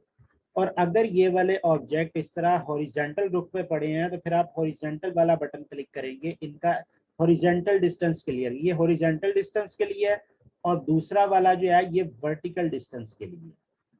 क्लियर हो गई बात? हाँ जी ठीक है। अच्छा देखिए, यहाँ पर मैं इसको सेंटर कर चुका हूँ। सेंटर करने के बाद मैं इसको सबसे पहले क्या करूँगा, यूनाइट कर दूंगा। ठीक हो गई बात? अच्छा, जब मैंने यूनाइट कर लिया, यूनाइट करने के बाद मुझे इनसाइड शेप बनानी है। राइट क्लिक किया, यहाँ से मैंने एलिप्स लिया। एलिप्स लेने के बाद इसको मैंने ऐसे और ऑल्ट की के साथ कुछ इस तरह से, देन इसी की एक कॉपी लेंगे, यहाँ आप लगा लेंगे इस तरह सेंटर। बाद में हम इसको सेंटर इक्वल कर लेते हैं, अभी अभी के लिए हम इसको ऐसे रहने देते हैं। इन दोनों को सिलेक्ट किया, राइट क्लिक करके इनका एक ग्रुप कर दिया या कंट्रोल जी कर लिया। जब भी मैं ग्रुप की बात कंट्रोल जी प्रेस करूं तो इसका मतलब मैं ग्रुप की बात कर रहा हूं। ये बात अब जरा अपने ज़हन में आहिस्ता आहिस्ता इनको जगह देते जाएं ताकि आप लोग इससे यूज टू हो जाए। अच्छा, अब मैं क्या कर रहा हूँ, मैंने इसको सिलेक्ट किया और इसको सिलेक्ट करने सॉरी इसको सिलेक्ट किया और शिफ्ट के साथ इसको सिलेक्ट करने के बाद इसको मैंने की ऑब्जेक्ट बनाया। मेरा माउस असल में ना 2 बार क्लिक हो रहा है, काम कर रहा है। शिफ्ट के साथ इसको क्लिक किया एंड इसको एक बार फिर क्लिक कर दिया, हाईलाइटेड वाला की ऑब्जेक्ट बन गया। मैंने इसे कहा कि आप अलाइनमेंट में आए और इसको इसके सेंटर में कर दें।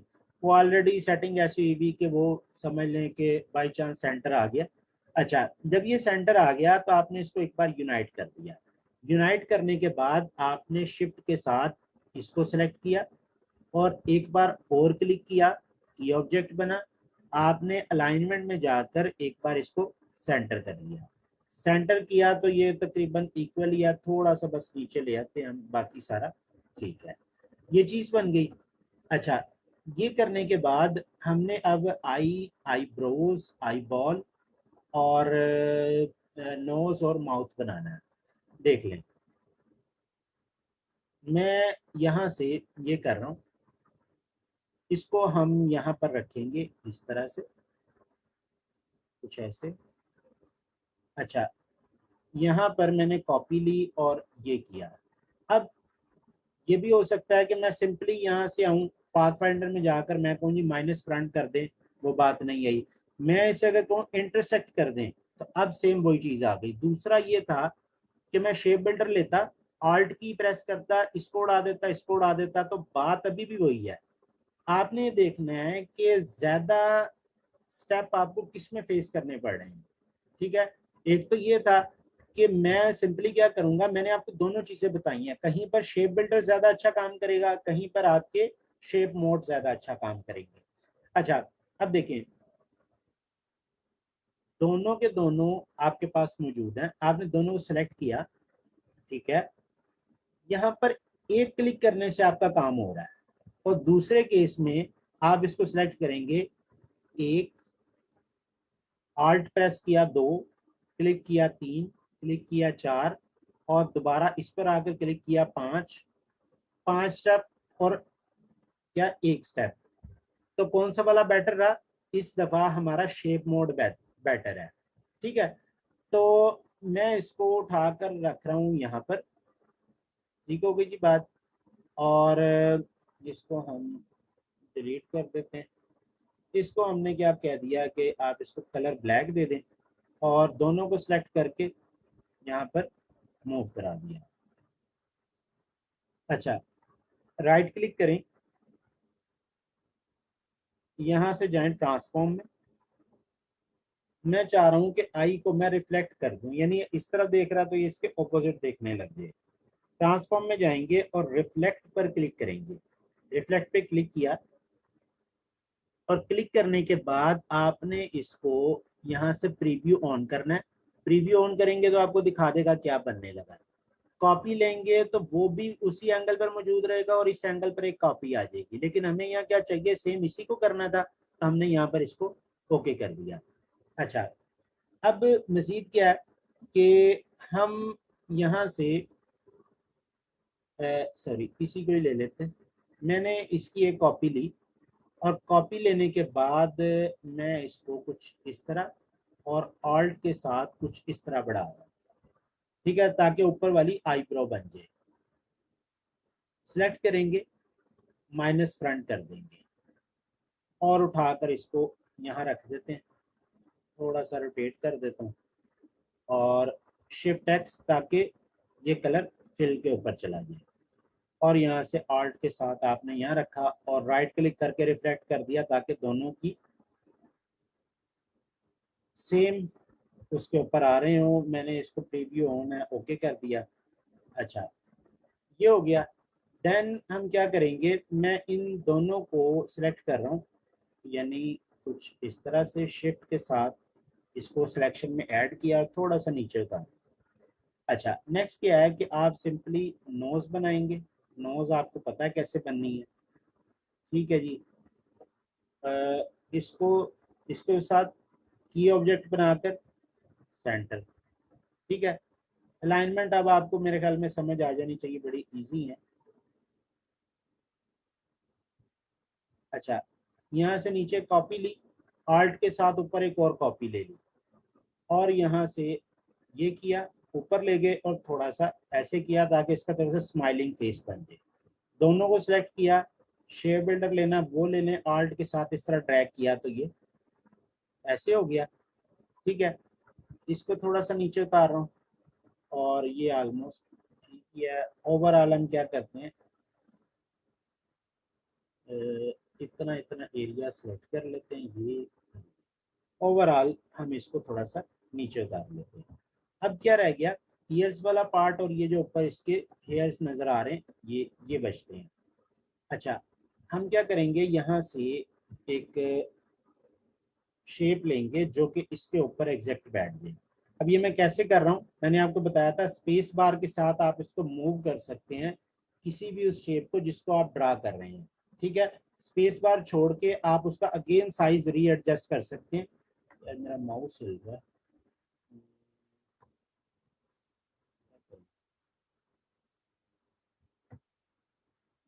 अच्छा जी, ये इस तरीके से ये आपने इसके ऊपर लाकर बिठाना है।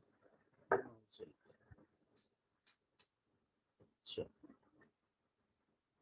चलो खैर,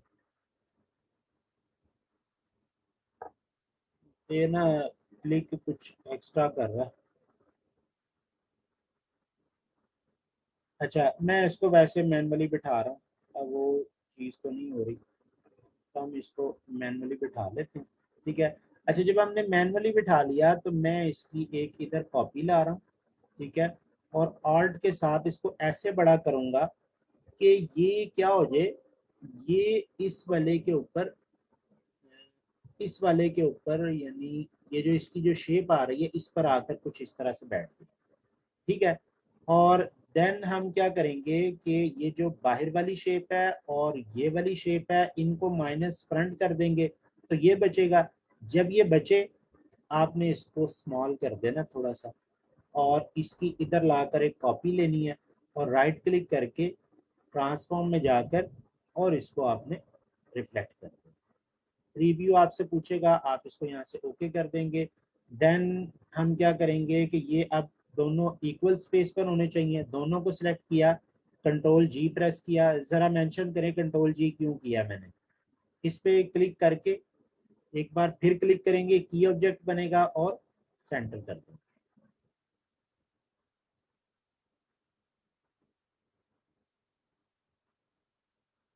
ठीक है, वेरी गुड। अच्छा, अब रह गए इसकी ऊपर जो हेयर्स हैं, उनके ऊपर हम वर्किंग करेंगे। मैं थोड़ा सा इसको ऐसे ले रहा हूँ, ठीक है। और ऑल्ट की के साथ जैसे हमने मून बनाया था कुछ उसी तरह का सीन करने लगा। यहाँ से आपने इसको कर दिया माइनस फ्रंट, ठीक है। मैं उस पर आता हूँ, जरा हेयर कंप्लीट करने दें, मैं उसको फिर आपको दोबारा बताता हूँ। जो जो पॉइंट जिसका रह गया वो फिर उसको हम रिपीट कर लेंगे। अच्छा, यहाँ से आप एक रेक्टेंगल लेंगे और उस रेक्टेंगल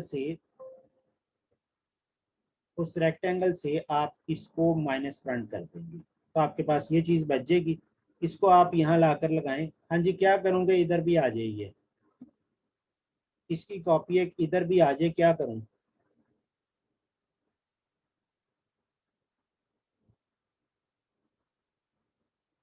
ठीक है जी, वेरी गुड। मैंने इसकी एक कॉपी ली, और दूसरा तरीका ये होता है कि आप ट्रांसफॉर्म वाले पैनल में जाएं, यहाँ से आकर इसको फ्लिप हॉरिजेंटल कर दें। रिफ्लेक्ट नहीं करना तो आप फ्लिप हॉरिजेंटल कर दें कॉपी लेकर। दोनों को सिलेक्ट किया और पाथ फाइंडर में आकर यूनाइट कर दिया। ठीक है, ये बन गया। तो ये आपका पूरा मंकी रेडी हो गया। और थोड़ा सा मैं इसको साइज में बड़ा कर देता हूँ। अच्छा, अब ईयर्स वाला पार्ट कह रहे हैं दोबारा रिपीट कर दूं, तो ये देख लें, मैं इसको यहाँ से कट कर रहा हूँ। ठीक है, और वो असल में ना उस तरह से मेरे से माउस छूट रहा है, जिसकी वजह से मैं इसको सही नहीं कर पा रहा था। मैंने इसको इस तरह से ड्रैग किया और यहाँ पर लाकर इसको मैंने ऐसे बिठा दिया। अब ये बैठ गया ना, तो आपने इसकी एक कॉपी ले लेनी है। इसी की एक कॉपी ली और उस कॉपी को इस तरह हाइट वाइज बढ़ा दिया। इतना बढ़ाना है कि ये जो ऊपर से जो ये लाइन आ रही है ना, इसके ऊपर आकर एग्जैक्ट बैठ जाए। जब ये इस पर आगे एग्जैक्ट बैठ जाएगा, दोनों को सिलेक्ट करके माइनस फ्रंट कर देंगे, तो वो उतने ही वो ऐसा लगेगा जैसे ये लाइन कंटिन्यू होके ऐसे आ रही है। अब आप इसको इन साइड पकड़कर छोटा कर देंगे। ये किया था मैंने। जी समझ आई? कुछ किसका क्वेश्चन था ये? कौन है? साद था मेरा ख्याल, साद मीर।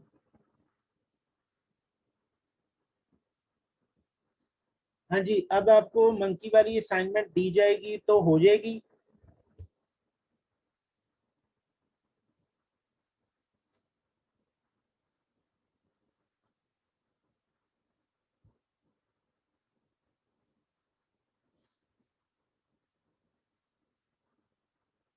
शिफ्ट की प्रेस कर रहा हूँ, शिफ्ट की।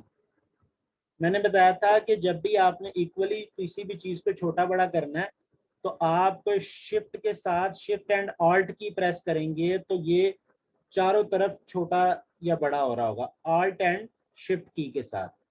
अब देखिए इनसाइड भी जा रहा हूं, तो ये ऑल्ट एंड शिफ्ट की के साथ इक्वली साइज इंक्रीज या डिक्रीज हो रहा है। माउथ वाला पार्ट मैं कर देता हूँ। इसकी बात कर रही हैं? जी महविश।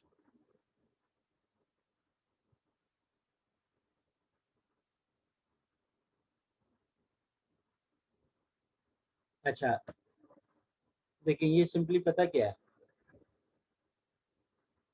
एक सर्कल लिया आपने, उसमें था मेरे ख्याल, उसमें मैं भी आपको ना सही समझ आ रहा हूँ। एक सर्कल और लेकर उसकी कॉपी ली, इधर रखी, और एक सर्कल और लिया यहाँ सेंटर में, और इसको आपने बड़ा करके, ठीक है, और दोनों को सिलेक्ट करके यूनाइट कर दिया। ये किया, और इसको उठाकर हमने यहाँ पर ऐसे रखा हुआ, जिसको अब अगर मैं बड़ा करूंगा तो ये भी एग्जैक्ट बैठ जाएगा। ये किया हुआ। ये क्लियर है महविश?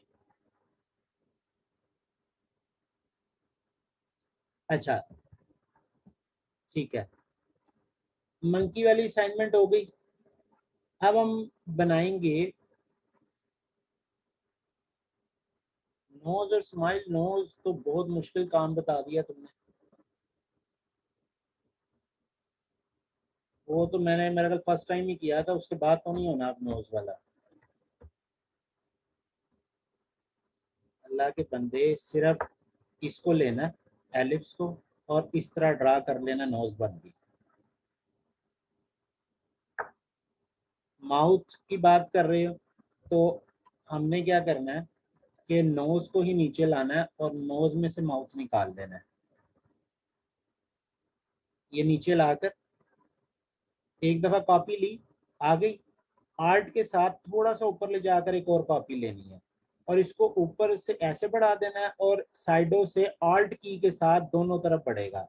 अगर आप आल्ट की छोड़ देंगे तो एक तरफ बढ़ रहा होगा, और अगर आल्ट की प्रेस कर लेंगे तो दोनों तरफ बढ़ रहा होगा, और अगर शिफ्ट की भी साथ प्रेस कर लेंगे तो चारों तरफ बढ़ रहा होगा। ठीक है, ये किया।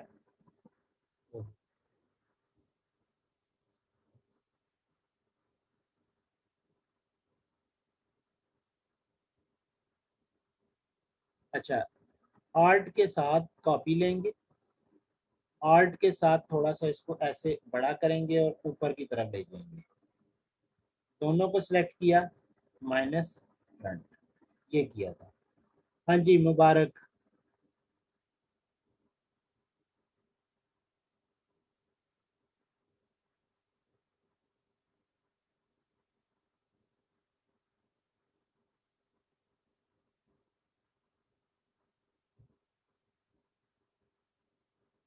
अच्छा, दो लोगों का क्वेश्चन था, मुबारक का भी और कैश का भी। अच्छा देखें, अभी आपको अगर मिक्स हो रहा है ना, वीडियो देने का पर्पस ये है कि आप उसको रिवाइंड कर करके एक एक स्टेप को फॉलो करें। जब आप एक एक स्टेप को फॉलो करेंगी तो कुछ भी मिक्स नहीं होगा। देखिए, अभी मैं अपने हाथ से कर रहा हूँ ना, तो आपको थोड़ा सा कंफ्यूजन हो रही होगी कि चीज़ें मिक्स हो रही हैं। जब आप इसको खुद एज प्रैक्टिस के तौर पर चीज़ें कर रही होंगी, यानी एक एक चीज़ को खुद अपने हाथ से बनाएंगी, तो कुछ भी मिक्स नहीं होगा। और देखा जाए तो सारी चीज़ें एक दूसरे से डिफरेंट है। नोज, माउथ और आईज, आईब्रो, ईयर्स, हेयर्स, सारा कुछ।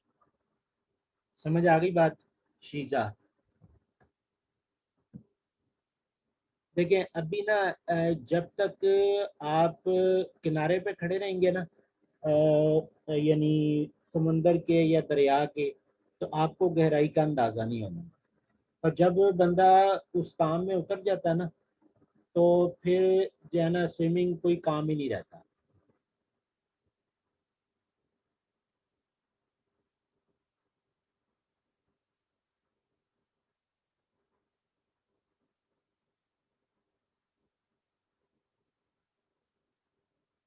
कौन सी राइट साइड की?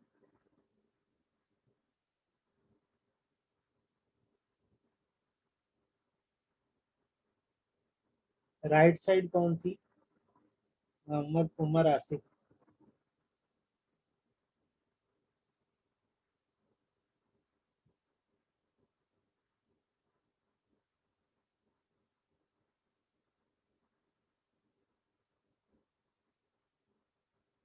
मुझे आपकी बात समझ नहीं आ रही। शेप मोड्स वगैरह कैसे, पाथ फाइंडर ये बताए तो हैं अभी मैंने सारे के सारे। शेप मोड्स भी, पाथ फाइंडर भी, सारे अभी क्लास में एक्सप्लेन किए।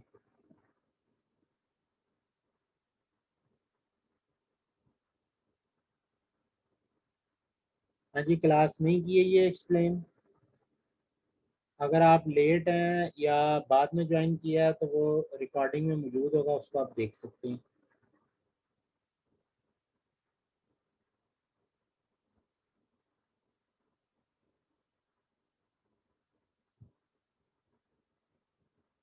वर्क स्पेस का कह रहे हैं, ये कह रहे हैं उमर आसिफ? अच्छा, लेकिन होता पता क्या है,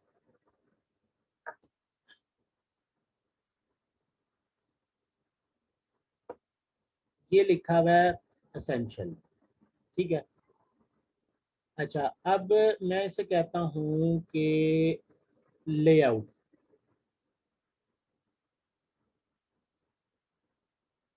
मैंने लेआउट चेंज किया, पता नहीं क्यों टाइम ले रहा है, लग रहा कि लेता नहीं है उस पर ये टाइम।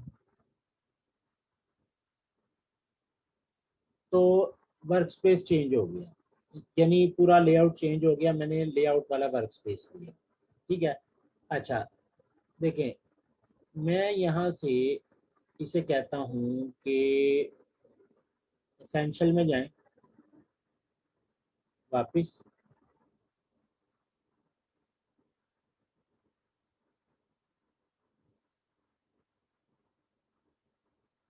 ये आ रहा है, ये आपके पास, मैं अगर इसको यहाँ से कह देता हूँ जी क्लोज टैब ग्रुप, ठीक है। यहाँ से आकर मैं इसको कह देता हूँ क्लोज टैब ग्रुप, इसको कह देता हूँ जी क्लोज टैब ग्रुप, ठीक है। ये मैं सारा यहाँ से मैंने ख़त्म कर दिया, क्लोज टैब ग्रुप।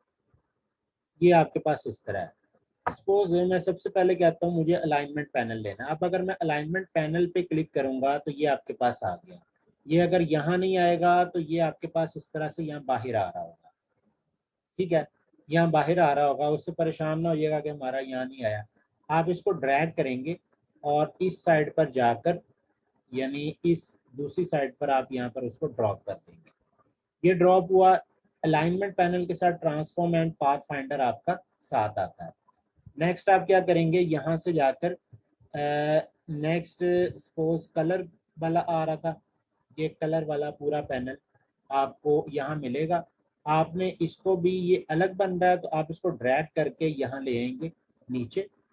ठीक है, तो ये यहाँ पर वापस आ जाएगा। अब हमने क्या सेटिंग रखी थी, इसको इसके ऊपर रखा हुआ था, सॉरी। अच्छा, इसमें ये कंट्रोल जी नहीं होना, इसको हमें अलग अलग निकालना पड़ेगा, मिस्टेक हो गई मेरे से।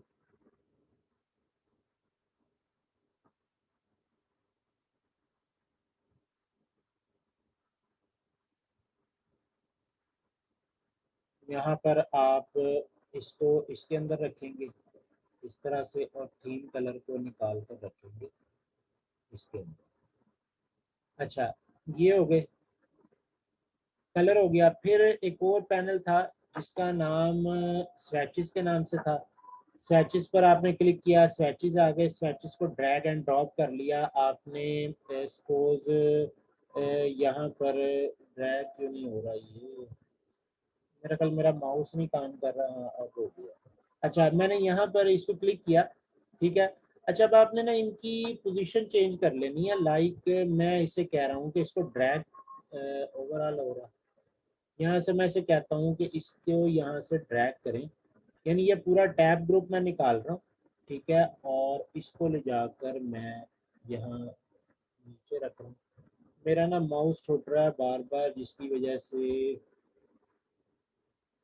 सेटिंग नहीं सही आ रही।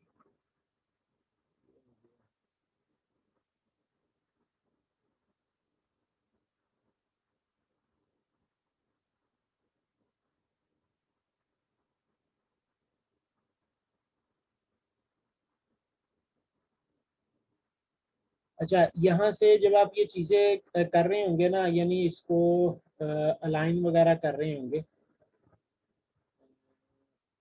ये पूरा का पूरा ऊपर आकर लगना।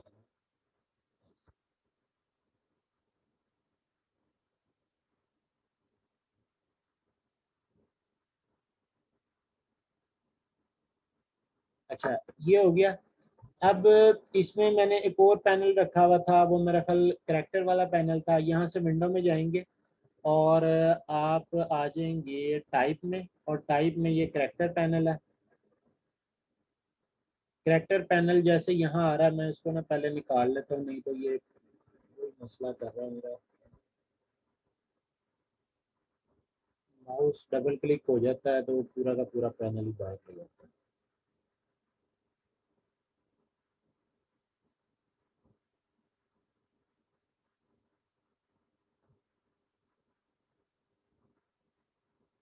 अच्छा, इसको मैंने उठाया और यहाँ लाकर,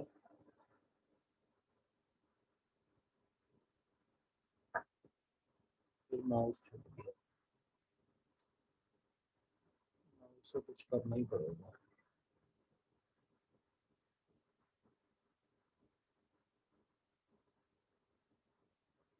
ये अब मैंने एक सेटिंग की। आपने क्या करना है, यहाँ से जब आप सेटिंग कर चुके हो, यहाँ राइट क्लिक करें और इसे कहें कि न्यू वर्क स्पेस।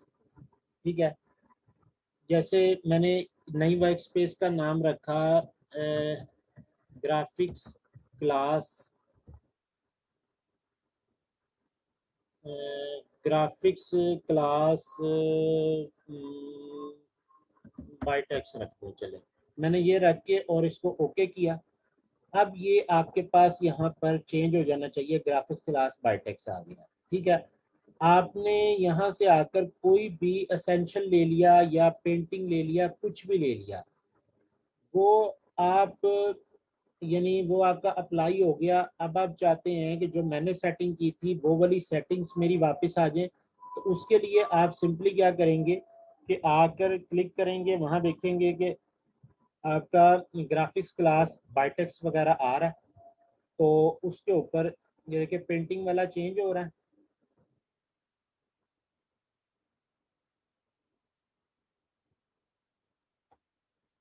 अब ये चेंज हो गया ना पेंटिंग से, तो हम इसमें जाकर कहाँ ये आ रहा होगा ग्राफिक्स क्लास बायटेक्स, मैंने इस पर क्लिक किया। क्लिक करने से क्या होगा कि जो मैंने सेटिंग की थी वही वाली सेटिंग मुझे वापस मिल जाएंगी और मैं उन्हीं पे अपनी वर्किंग कर सकूंगा। ये आप इलस्ट्रेटर बंद करके ओपन कर लें, कम सिस्टम बंद करके ओपन कर लें, वो सेटिंग आपकी वहीं पर सेव रहेगी जहां पर मौजूद थी। ये देखिए जी वही सेटिंग आ गई जो हमने ग्राफिक्स क्लास बायटेक्स पे की थी। इस तरह से आप अपना वर्क स्पेस क्रिएट करते हैं। वर्क स्पेस समझ आ गया?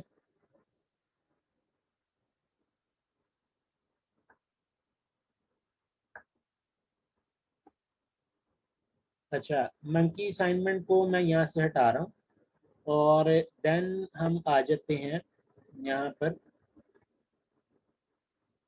Assignment number 9।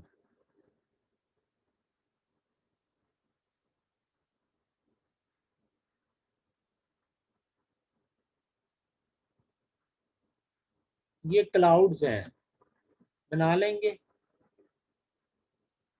एक बैकग्राउंड बनाना है, सिंपल एक बॉक्स लेना है, उसके कॉर्नर राउंड करने हैं और ऊपर से क्लाउड बना देने हैं।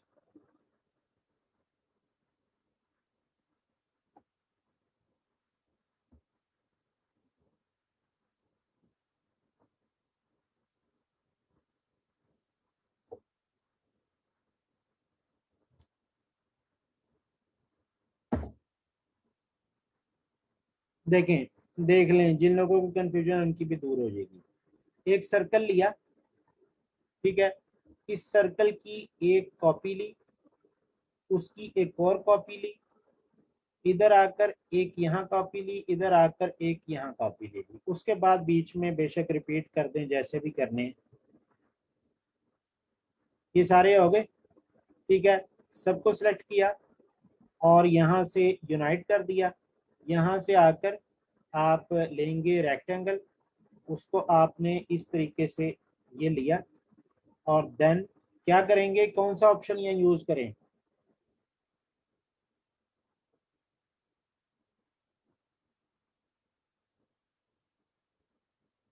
Minus front. ये आपका क्लाउड रेडी हो गया, ठीक है। आपने यहाँ से ये करना है कि कंट्रोल शिफ्ट, अच्छा, यहाँ पर ये देखें कि मैं ये शेप बनाई और इसको मैंने यहाँ से कलर दे दिया ये वाला। अब वो क्लाउड नीचे चला गया, ठीक है। क्लाउड नीचे है जबकि शेप यहाँ पर मेरी ऊपर आ रही है। जब भी आपके साथ ऐसा हो तो आप क्या करेंगे, दोनों को सिलेक्ट करेंगे, आपको इसकी स्ट्रोक नजर आना शुरू हो जाएगा। मैंने क्या कहा था, जब एक चीज सेलेक्ट हो और अगर उसको शिफ्ट प्रेस करके दोबारा क्लिक करें तो वो क्या हो जाती है, डी सेलेक्ट हो जाती है। जब वो डी सेलेक्ट हो जाए तो आपके पास सिर्फ क्लाउड बच गया। इसको आप राइट क्लिक करेंगे, अरेंज में जाएंगे और इसे कह देंगे ब्रिंग फ्रंट। ब्रिंग फ्रंट से मतलब कि उसको ऊपर ले आओ। वो ऊपर आ गया, उसका कलर आप यहाँ से वाइट कर देंगे। और यहाँ देखें, ये कॉर्नर जो है थोड़े थोड़े से राउंड हुए हुए हैं। तो उसके लिए आप क्या करेंगे कि इसको सेलेक्ट करेंगे और यहाँ से डायरेक्ट सिलेक्शन टूल लेंगे। डायरेक्ट सिलेक्शन से आप इस कॉर्नर को क्लिक करके ऐसे राउंड कर लेंगे, एक बार इस पे क्लिक करेंगे और इसको ऐसे राउंड कर लेंगे। हाँ जी, कर लेंगे। यानी अगर आपने इसको बैक ले जाना हो तो राइट क्लिक करके अरेंज में जाकर सेंड बैक, पीछे चला जाएगा। राइट क्लिक करके अरेंज में जाकर ब्रिंग फ्रंट, शॉर्टकट की क्या, control shift right square bracket से फ्रंट पर आएगा, control shift left square bracket से बैक पर आएगा। और ये क्या है कि bring forward and set backward, इससे मतलब ये होता है कि मैं अगर अभी के लिए इसको सिलेक्ट किया, शिफ्ट के साथ इसको डी सेलेक्ट कर दिया, इसको ऊपर ले आए। ये देखिए, दो तीन चीजें जरा समझ लें। आपके पास एक ये बॉक्स है, ठीक है, इसका कलर है जी रेड या ग्रीन। आपके पास एक और बॉक्स है और एक और बॉक्स है। बाय डिफॉल्ट होता ये है कि जब भी आप कोई नया बॉक्स बनाते हैं वो हमेशा बाकियों के ऊपर आता है, ठीक है। अच्छा, अब अगर मैं ये चाह रहा हूँ कि इसमें से किसी एक बॉक्स को पीछे चला जाए, यानी मैं चाहता हूँ येलो वाला रेड के पीछे चला जाए, ठीक है, तो मैं यहाँ से क्या करूँगा, राइट क्लिक करके ट्रांसफॉर्म में जाकर सेंड बैकवर्ड करूँगा, यानी control left square bracket, shift नहीं प्रेस करना, सिर्फ कंट्रोल, इस पे क्लिक किया तो एक स्टेप पीछे गया, ठीक है। अच्छा, अब अगर मैं कंट्रोल राइट स्क्वायर ब्रैकेट या लेफ्ट स्क्वायर ब्रैकेट से एक एक स्टेप पीछे आ रहा है, इससे आपको सही अंदाजा होगा। ग्रीन को सिलेक्ट किया, कंट्रोल राइट स्क्वायर ब्रैकेट, एक स्टेप ऊपर आया, फिर ऊपर आया, कंट्रोल लेफ्ट स्क्वायर ब्रैकेट, एक स्टेप पीछे गया और सबसे पीछे चला गया। अगर आप चाहते हैं कि बीच में जितने भी ऑब्जेक्ट हैं उन सब के सब को बाईपास करके ये ऊपर आ जाए, तो आप कंट्रोल के साथ शिफ्ट की भी प्रेस करेंगे, ये ऊपर, यानी इसके साथ control shift right square bracket से सबसे ऊपर, control shift left square bracket से सबसे नीचे। हाँ जी, ये पॉइंट समझ आ गया कि आपने स्टेप बाय स्टेप कैसे स्टैकिंग ऑर्डर चेंज करना है और एकदम स्टैकिंग ऑर्डर कैसे चेंज करना है।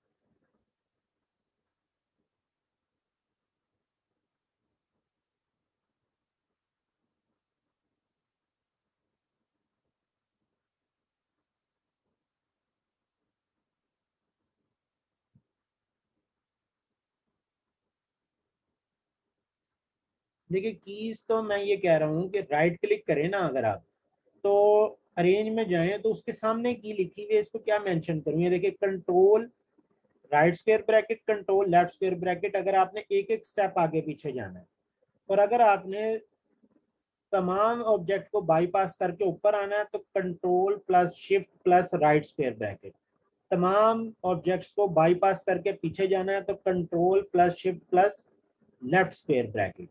कीज सामने मेंशन है, इसके आगे देखें तो ये सारी कीज ही लिखी हुई है। वो कीज मैं लिख देता होता हूँ जो कि यहाँ पर आपको कहीं पर नहीं मिलेंगी। समझ आ गई बात? अच्छा, ये हो गया। अच्छा, थोड़ा सा सिलेक्शन टूल को जरा समझ लें, डायरेक्ट सिलेक्शन एंड सिलेक्शन में डिफरेंस क्या है।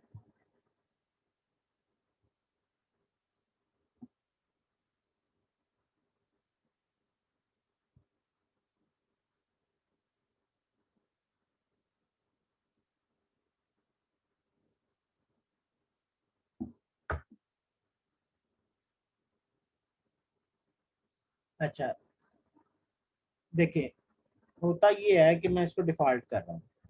सिलेक्शन टूल और डायरेक्ट सिलेक्शन टूल दोनों साथ साथ बैठे हुए हैं, एक ब्लैक कलर का है और अगर मैं इसको सिलेक्ट करूं तो एक वाइट कलर का है। सिलेक्शन टूल क्या काम करता है, मैंने आपको उसके 5-6 काम बताए थे। जी जी बताइए, आमिना मलिक।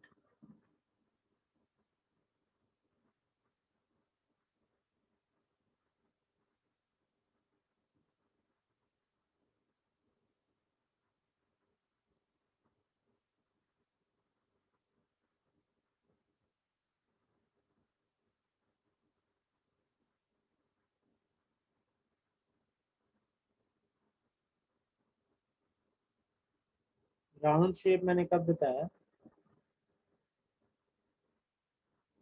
ये जो क्लाउड के कॉर्नर जो राउंड की हैं, ये कह रही हैं? यही बताने लगो, इसी कॉन्सेप्ट को यहाँ क्लियर करने लगो, इसको समझ लेंगे फिर आपको समझ आ जाएगा। अच्छा देखें, सिलेक्शन टूल के मैंने 5-6 काम बताए थे आपको, जिसमें सेलेक्ट था, मूव था, कॉपी था, रोटेट था, और ये पता नहीं क्या क्या था। अच्छा,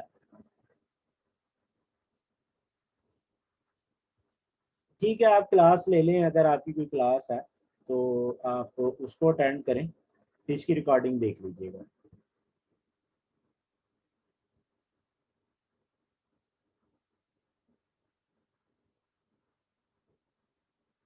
अच्छा, उसमें पता क्या है कि देखिए 10 बजे का टाइम है, हम अगर आप रिकॉर्डिंग देखेंगे ना तो आपको 1 घंटा 30 मिनट की रिकॉर्डिंग मिलेगी।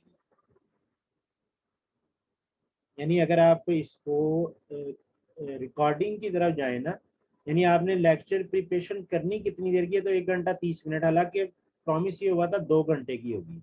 अब 2 घंटे में कुछ आप लोगों के क्वेश्चन है जो कि मैं रिकॉर्डिंग के बगैर कर रहा होता हूँ, जिसका आंसर करना ज़रूरी है, क्योंकि अगर हम क्वेश्चन को ही क्लियर नहीं कर सकेंगे तो पढ़ाने का भी फायदा नहीं है। तो इस वजह से आप को अगर लीव करना है क्लास को तो आप वो बिल्कुल कर सकती हैं। मैं किसी को भी रिस्ट्रिक्ट नहीं करता कि नहीं है, जब तक मैं नहीं कहता नहीं जाना तो नहीं जाना, तो आप लीव कर सकती हैं बिल्कुल। उसके बाद आपके पास 7 डेज है। 7 डेज के अंदर आपने 4 घंटे लेक्चर सुनना है, यानी 7 डेज को 24 आवर्स से अगर मल्टीप्लाई करें तो 4 घंटे आपने लेक्चर सुनना है। और आप उसका डबल टाइम भी लगा लें, क्योंकि अगर आपने सीखना है उसको, तो 7 डेज के अंदर 8 आवर्स, यानी 7 डेज के अंदर 8 आवर्स आप, मैं डबल कह रहा हूँ टाइम, क्योंकि अभी आप लर्निंग फेज में आप कहीं रिमाइंड करेंगे, कहीं पर उसको जो है देख कर बनाएंगे। तो 8 आवर्स आपने वीडियो देखनी है और बाकी आपने प्रैक्टिस करनी है। जब आपका कॉन्सेप्ट क्लियर हो गया तो असाइनमेंट तो समझ लें कि जो है वो तो आप मिनटों में बना लेंगे। जो ना समझ आए, मैंने आपसे कहा व्हाट्सएप ग्रुप है,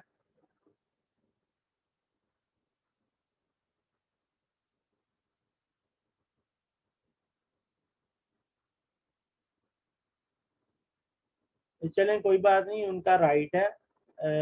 यानी जो भी कोई पूछ रहा है या जिसकी भी कोई रिजर्वेशन है, उसको उसका पूछना बात करना उसका राइट है, हम उसको मना नहीं कर सकते। अच्छा, यहाँ देख लें कि मैंने आपको कुछ 5-6 काम बताए थे, जिसमें से एक कॉर्नर राउंड भी था।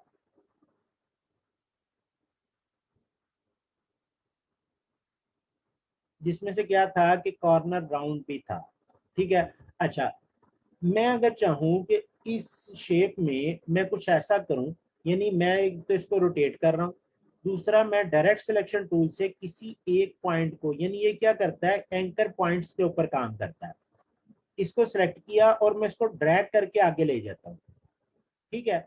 और देन मैं क्या करता हूँ कि इन 3 पॉइंट्स को, इन 3 एंकर पॉइंट्स को सिलेक्ट करके मैं सिर्फ इनको राउंड करना चाह रहा हूँ, वो वाला छोड़ना चाह रहा हूँ। ठीक है। यानी कुछ इस तरह से, कुछ ऐसे, ये हो गया।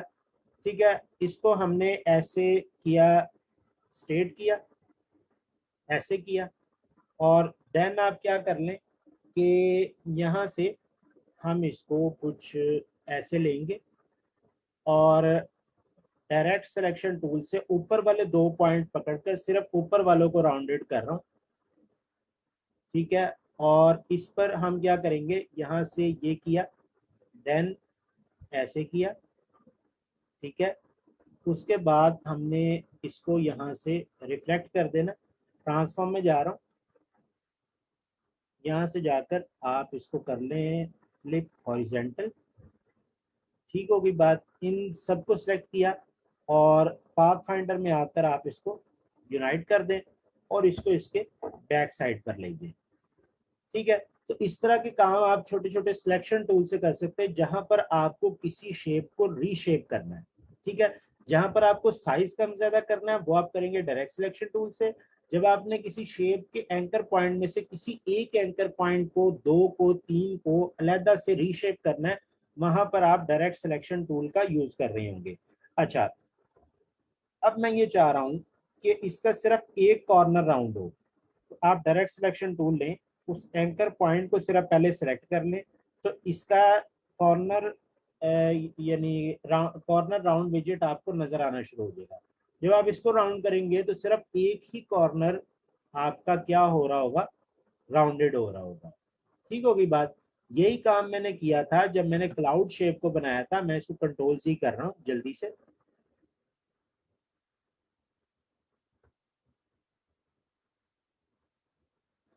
वापिस आ रहे हैं। ये थे कुछ इस तरीके से। ठीक है। तो मैंने ये काम किया था कि मैंने यहाँ से आकर इसके सिर्फ इस एंकर पॉइंट को क्लिक किया था, जिसका मुझे कॉर्नर राउंड विजेट नजर आना शुरू हो गया था। मैंने उसको डायरेक्ट सिलेक्शन टूल से पकड़कर थोड़ा सा ऐसे राउंड किया, और दूसरा काम मैंने ये किया कि इस वाले कॉर्नर राउंड विजेट को पकड़कर इसको थोड़ा सा ऐसे कर दिया। ठीक है। अगर आप किसी को सिलेक्ट नहीं करेंगे और आप इसको इस तरह से राउंड करेंगे तो ये आपका ऊपर वाले कॉर्नर भी राउंड हो जाएंगे। ये देखें आपको ऊपर से नीचे से सारा, ये देखें मैं इसको कर रहा हूँ तो सारे के सारे हो रहे हैं। समझ आ रही बात? तो इस वजह से हम या तो अगर तो हम किसी ब्लैंक एरिया पर खड़े हुए हैं तो हम इस तरह ड्रैग कर लेते हैं। अब मैंने ड्रैग किया तो इसका ये वाला पॉइंट भी सिलेक्ट हो गया, ठीक है। जिसकी वजह से क्या हो रहा है कि मैं अगर इस तरह से करता हूं तो ये सारा का सारा जैसे ये हो रहा है वैसे ऊपर से वो भी होना शुरू हो जाएगा। तो हम यहाँ पर क्या कर रहे हैं, हम यहाँ पर आकर इस पर एक बार क्लिक करके इसके इस एंकर पॉइंट पे डायरेक्ट क्लिक करते हैं और इसको राउंडेड कर लेते हैं। ऐसे किया था जी। क्या नाम था? आमना। हो गया पॉइंट क्लियर?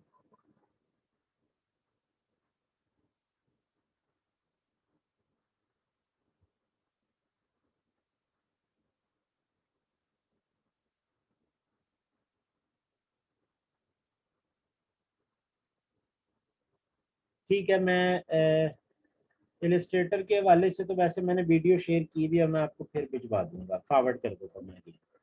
लास्ट हमारा टॉपिक रह गया और वो है जी अम्ब्रेला। इसके बाद हम क्लास को वाइंड अप कर देंगे। ये मैंने लिया, यहाँ से देखें, इसको ज़रा मैं आपको करके दिखाने लगूँ ताकि टाइम हमारा ज़्यादा ना लगे। ये देखिए, हम यहाँ से एलिप्स लेंगे। ये हमने एलिप्स ले लिया। एलिप्स लेने के बाद हम क्या करेंगे, राइट क्लिक कर रहा हूँ और रेक्टेंगल लिया। इसको आपने यहाँ से इसके साथ माइनस फ्रंट कर दिया। जब ये माइनस फ्रंट हो गया तो यहाँ देखिए, 1 2 3 4 5 5 पॉइंट बने हुए हैं। इसका मतलब ये हुआ कि मुझे यहाँ पर 5 सर्कल्स लेने हैं। यानी शिफ्ट प्रेस करके एक सर्कल बनाया और उसको मैंने यहाँ रख दिया। ठीक है, अब मैं इसी सर्कल की कॉपी लूंगा इधर जब ये लग जाए। ठीक है, कंट्रोल डी, 4 5 सबको सिलेक्ट करें और शिफ्ट के साथ स्मॉल करके दूसरे कॉर्नर से मिला दें और थोड़ा सा नीचे उतार लें। जब ये आप नीचे उतार लेंगे, ठीक है, इनको मैं पहले यूनाइट कर रहा हूँ और ओवरऑल दोनों को सिलेक्ट करके यहाँ से मैं कर रहा हूँ minus front.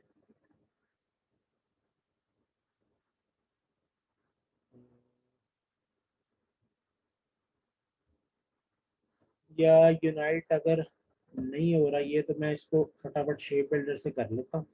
Shape builder alt के साथ हम इस तरह से इसको माइनस कर देंगे। ठीक है जी। अच्छा, ये हो गया। आफ्टर दैट हमने क्या करना है, इसका ये बनाना है, हैंडल बनाना है। तो हैंडल पे यहाँ पर एक आपके पास होता है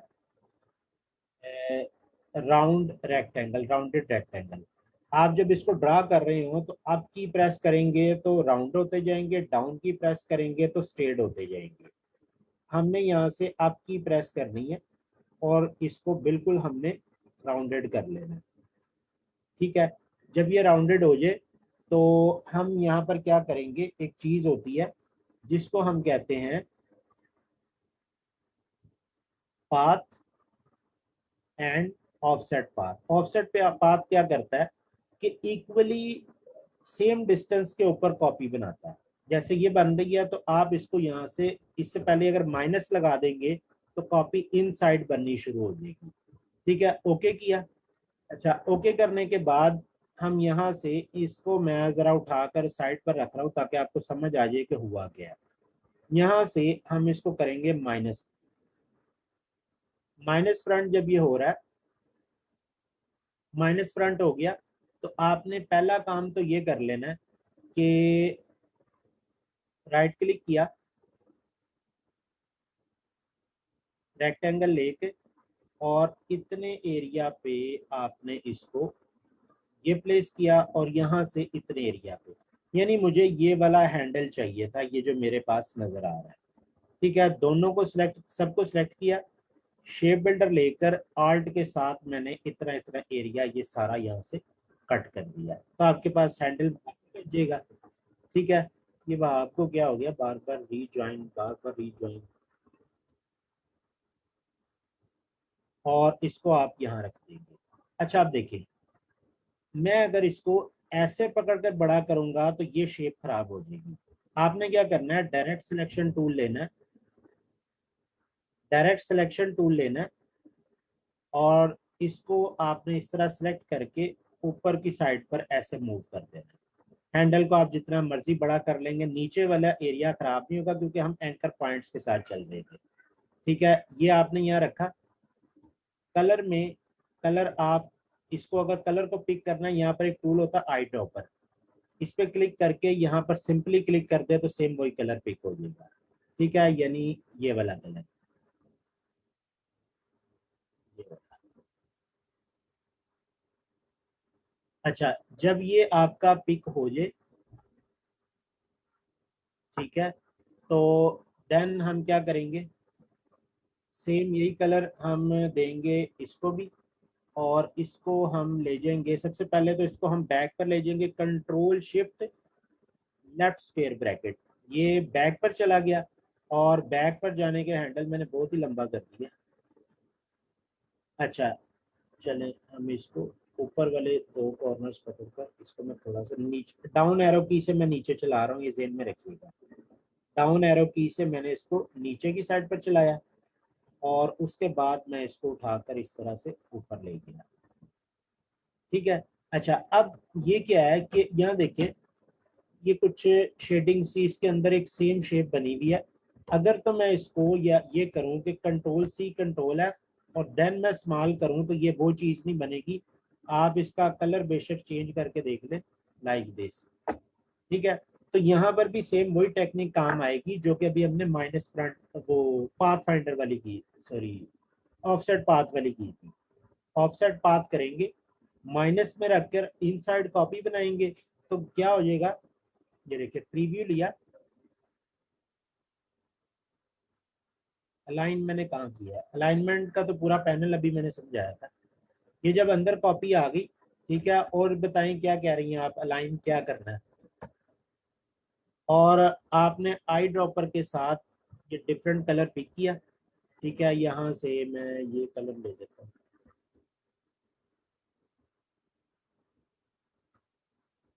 इसको सिलेक्ट किया और देन ये कर दिया। उसके बाद हम क्या करेंगे, इन दोनों को सिलेक्ट करेंगे, यानी नीचे वाले दो कॉर्नर को सिलेक्ट किया, राउंडेड कर लिया यहाँ से डायरेक्ट सिलेक्शन टूल के साथ, यहाँ से डायरेक्ट सिलेक्शन से ये वाले दो कॉर्नर सिलेक्ट किए और इनको राउंडेड कर लिया। और स्ट्रोक आप बेशक इसका नन कर दे, यहाँ से जाए स्ट्रोक पर जाकर नन कर दे, ये आपका अम्ब्रेला रेडी हो। हाँ जी, क्लियर या क्लियर ऑल।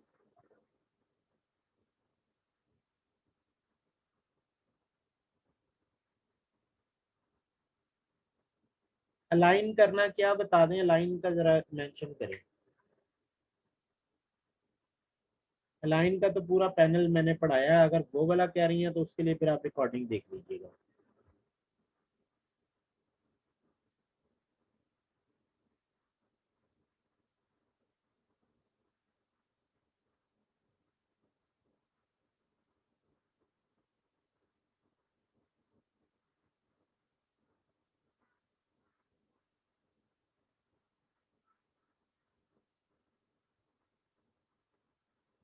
बिल्कुल इजी है, जब आप वीडियो रिवाइंड करके देखेंगे कोई इशू नहीं आएगा। कोई इशू आए आप मुझसे डायरेक्ट कांटेक्ट करें कि सर ये नहीं हो रहा, मैं आपका सिस्टम भी एक्सेस करके आपको बता दूंगा, नहीं तो मैं आपसे कहूँगा जो कर रहे हैं उसकी एक छोटी सी वीडियो बनाकर मुझे जल्दी से सेंड करें। जो आप काम गलत कर रहे होंगे मैं पॉइंट आउट कर दूंगा कि ये पॉइंट आपने गलत किया।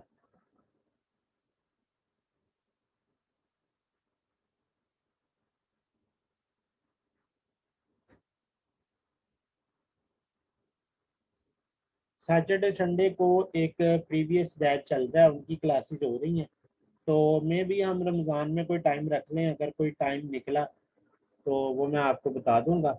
अदरवाइज फिलहाल तो यही टाइमिंग, यही डेज हैं। रमज़ान में टाइम डिफरेंट हो जाएगा, वो 10 PM to 12 PM क्लास हुआ करेगी।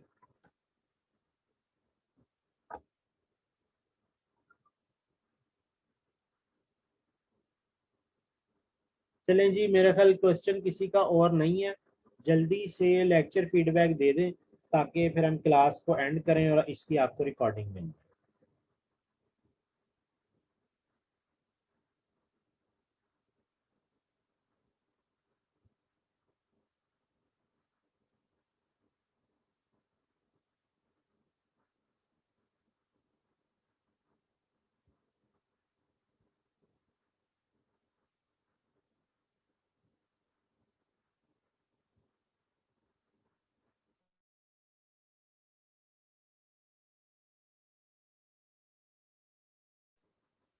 अच्छा, असाइनमेंट सेव करना, और ये मेरे जहन से निकल गया था, इसको ज़रा देख लें। जैसे आपके पास ये असाइनमेंट है, ये वाली, आप ये असाइनमेंट बना चुके हैं, ठीक है। आपने क्या करना है, आर्ट बोर्ड जो लिया हुआ है उसके ऊपर इसको बड़ा करके इस तरह से ऐसे रख देना है, ठीक है। जब आप इसको ऐसे सेव करेंगे, ठीक है, और बेशक आप मल्टीपल आर्ट बोर्ड बना लें, यहाँ एक आर्ट बोर्ड टूल है। आर्ट बोर्ड टूल से आप क्या करेंगे कि यहाँ पर इसको चेक कर लें, तो आपका आर्ट बोर्ड की यानी आर्ट के साथ ही कॉपी बनेगी, ठीक है। आर्ट के साथ कॉपी बनेगी। मल्टीपल आर्ट बोर्ड्स आप इस पे बना सकते हैं, जैसे 10 असाइनमेंट है तो 10 आर्ट बोर्ड, नहीं तो शुरू से ही 10 आर्ट बोर्ड ले आए। न्यू जब आप फाइल क्रिएट करेंगे तो वहां पर आप उसको बता दें कि जी 10 आर्ट बोर्ड हैं, तो मुझे यहाँ पर ये 10 असाइनमेंट बनानी, 10 आर्ट बोर्ड पर। तो हर आर्ट बोर्ड को डिफरेंट पर बनाएंगे। मैं बताता हूँ, कोई बता रहा हूँ। यहाँ पर सबसे पहले तो आप कंट्रोल S करेंगे, या फिर आप फाइल में जाकर, जो कि एक आम तरीकाकार होता है फाइल सेव करने का हर सॉफ्टवेयर में।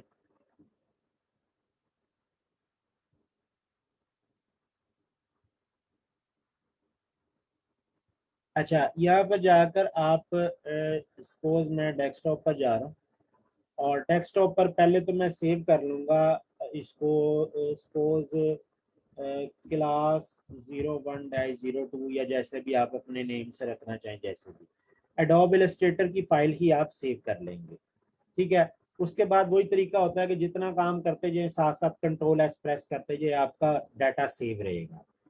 अच्छा, यहाँ पर इसको आपने सिर्फ ओके करना है, कोई भी चीज़ इसमें से नहीं छेड़नी, सीसी रहने देना है इसको।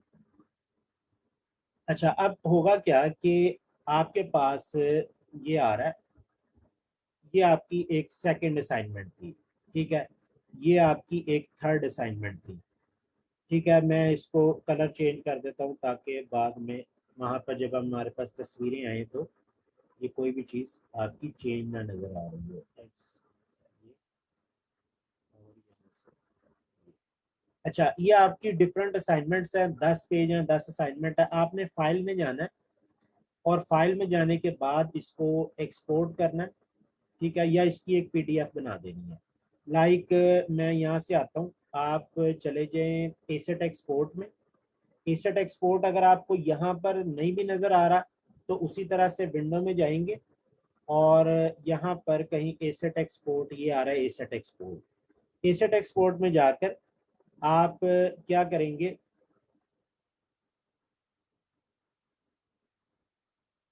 इनको आप one by one drag and drop भी कर सकते हैं इस तरह से, ठीक है।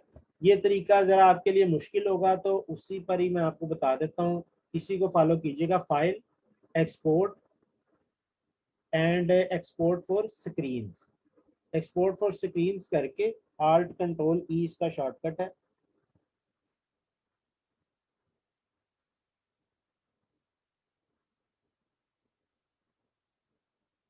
यहाँ से आप लोकेशन बताएंगे उसको, ठीक है। लोकेशन बताएंगे कि आपने इसको सेव कहाँ करना है। जैसे मैं इसे कहता हूँ सिलेक्ट फोल्डर कर लिया, डेस्कटॉप, या कोई भी नेम दे दिया, किसी फोल्डर का। डेस्कटॉप मैंने लोकेशन बताई, यहाँ से गए आप, इसमें जाकर आप इसे कहेंगे कि मुझे पीडीएफ बनानी है, ठीक है, और आल पेजेस को सिलेक्ट रखना है, यानी आपके 10 अगर यहाँ पेज आ रहे हैं आल होंगे तो 1-10 लिखा होगा।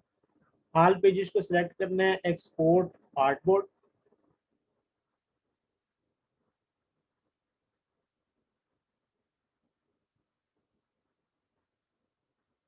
अच्छा, अब ये क्या करेगा, फाइल लोकेशन को ओपन कर देगा क्योंकि यहाँ पर चेक लगा हुआ था।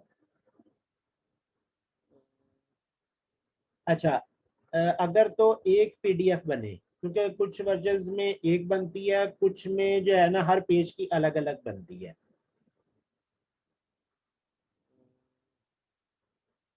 ओपन तो कर दिया वैसे इसने। अच्छा, यहाँ पर अब क्या है कि एसेट के नाम से आया होगा ये कहीं से, ये आ रहा है आर्टबोर्ड कॉपी 1, आर्टबोर्ड 1, पता नहीं अब यही बनी है कि कुछ और है, यही बनी है। ये देखें ये अलग अलग आ रही हैं। अगर तो ये अलग अलग आ रही हैं तो फिर पीडीएफ करवाने की जरूरत नहीं है, क्योंकि जो बाद के वर्जन है ना 2021 उसके अंदर एक ही पीडीएफ बनती है। आपने सारा स्टेप वही रखना है, export and export for screen. Export for screen करने के बाद आप इसको सारा कुछ वही रहने देंगे, फाइल लोकेशन फोल्डर सब सिलेक्ट कर लिया। सिर्फ आपने क्या करना है कि पीडीएफ की जगह जेपीजी 100 कर देना है, यानी यहाँ से जाकर जैसे पीडीएफ सेलेक्ट किया था आप इसको कर देंगे जेपीजी 100। जेपीजी 100 करके एक्सपोर्ट कर दें, एक्सपोर्ट आर्टबोर्ड, तो वो अलग अलग फाइलें सेव हो जाएंगी, ठीक है। जैसे मैंने इसको ये किया, अब काम ये करने वाला है कि जो असाइनमेंट जिस नाम से आपको दी गई है आपने उसी नाम से उसको रीनेम कर लेना है, ठीक है। जैसे मैं कहता हूँ,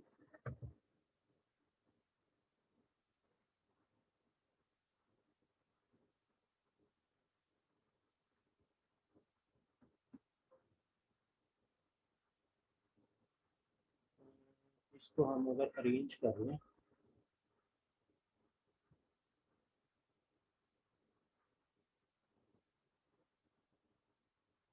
ये आई है ना, आपने जैसे ये असाइनमेंट नंबर 9 है ना, आपने इसको क्या करना है, इसका नेम ही असाइनमेंट नंबर 09 लिख के फिर सबमिट कराना है। एक और असाइनमेंट है उसका है जी असाइनमेंट नंबर 5 है तो उसको 5 रखना है। इसी तरह से असाइनमेंट नंबर 10, इस तरह से आपने करना है। और जो गूगल ड्राइव क्या नाम है उसका, गूगल क्लासरूम पर जो अपलोड करने का तरीकाकार है, उसके लिए मैं आपको कोई वीडियो शेयर कर दूंगा, उसको देखकर आप ये 10 की 10 जेपीजीज आप सबमिट करा सकते हैं। अगर पीडीएफ एक बन रही है तो पूरी एक पीडीएफ सबमिट करवा सकते हैं। हाँ जी, ये तरीकाकार समझ आ गया। जेपीजी बनानी कैसे है,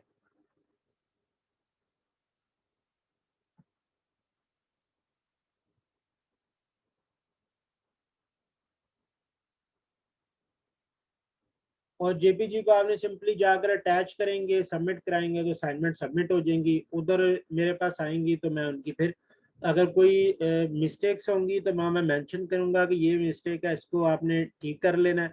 और साथ साथ मैं मार्किंग कर दूंगा, और अगर कोई मैसेज हुआ तो वो मैं आपको मैसेज भी दे दूंगा। चलें जी, मेरा ख्याल और तो किसी का कोई क्वेश्चन नहीं है तो मैं मीटिंग को एंड करने लगा हूँ। कोई पूछना है तो पूछ लें। लेक्चर फीडबैक दे दिया सबने। अच्छा, जितनी भी चैट है ना आपकी नोटपैड फाइल में सेव हो रही होती है, यानी नोटपैड फाइल इसकी एक सेव होती है जिसपे आपने जो भी बात की, जो भी डिस्कशन हुई, जो भी लेक्चर फीडबैक दिया वो रिकॉर्ड में मौजूद रहता है। ठीक है जी, मेरा ख्याल हो गया सब कुछ। असाइनमेंट का तरीका, लेक्चर भी हो गया, लेक्चर फीडबैक भी हो गया।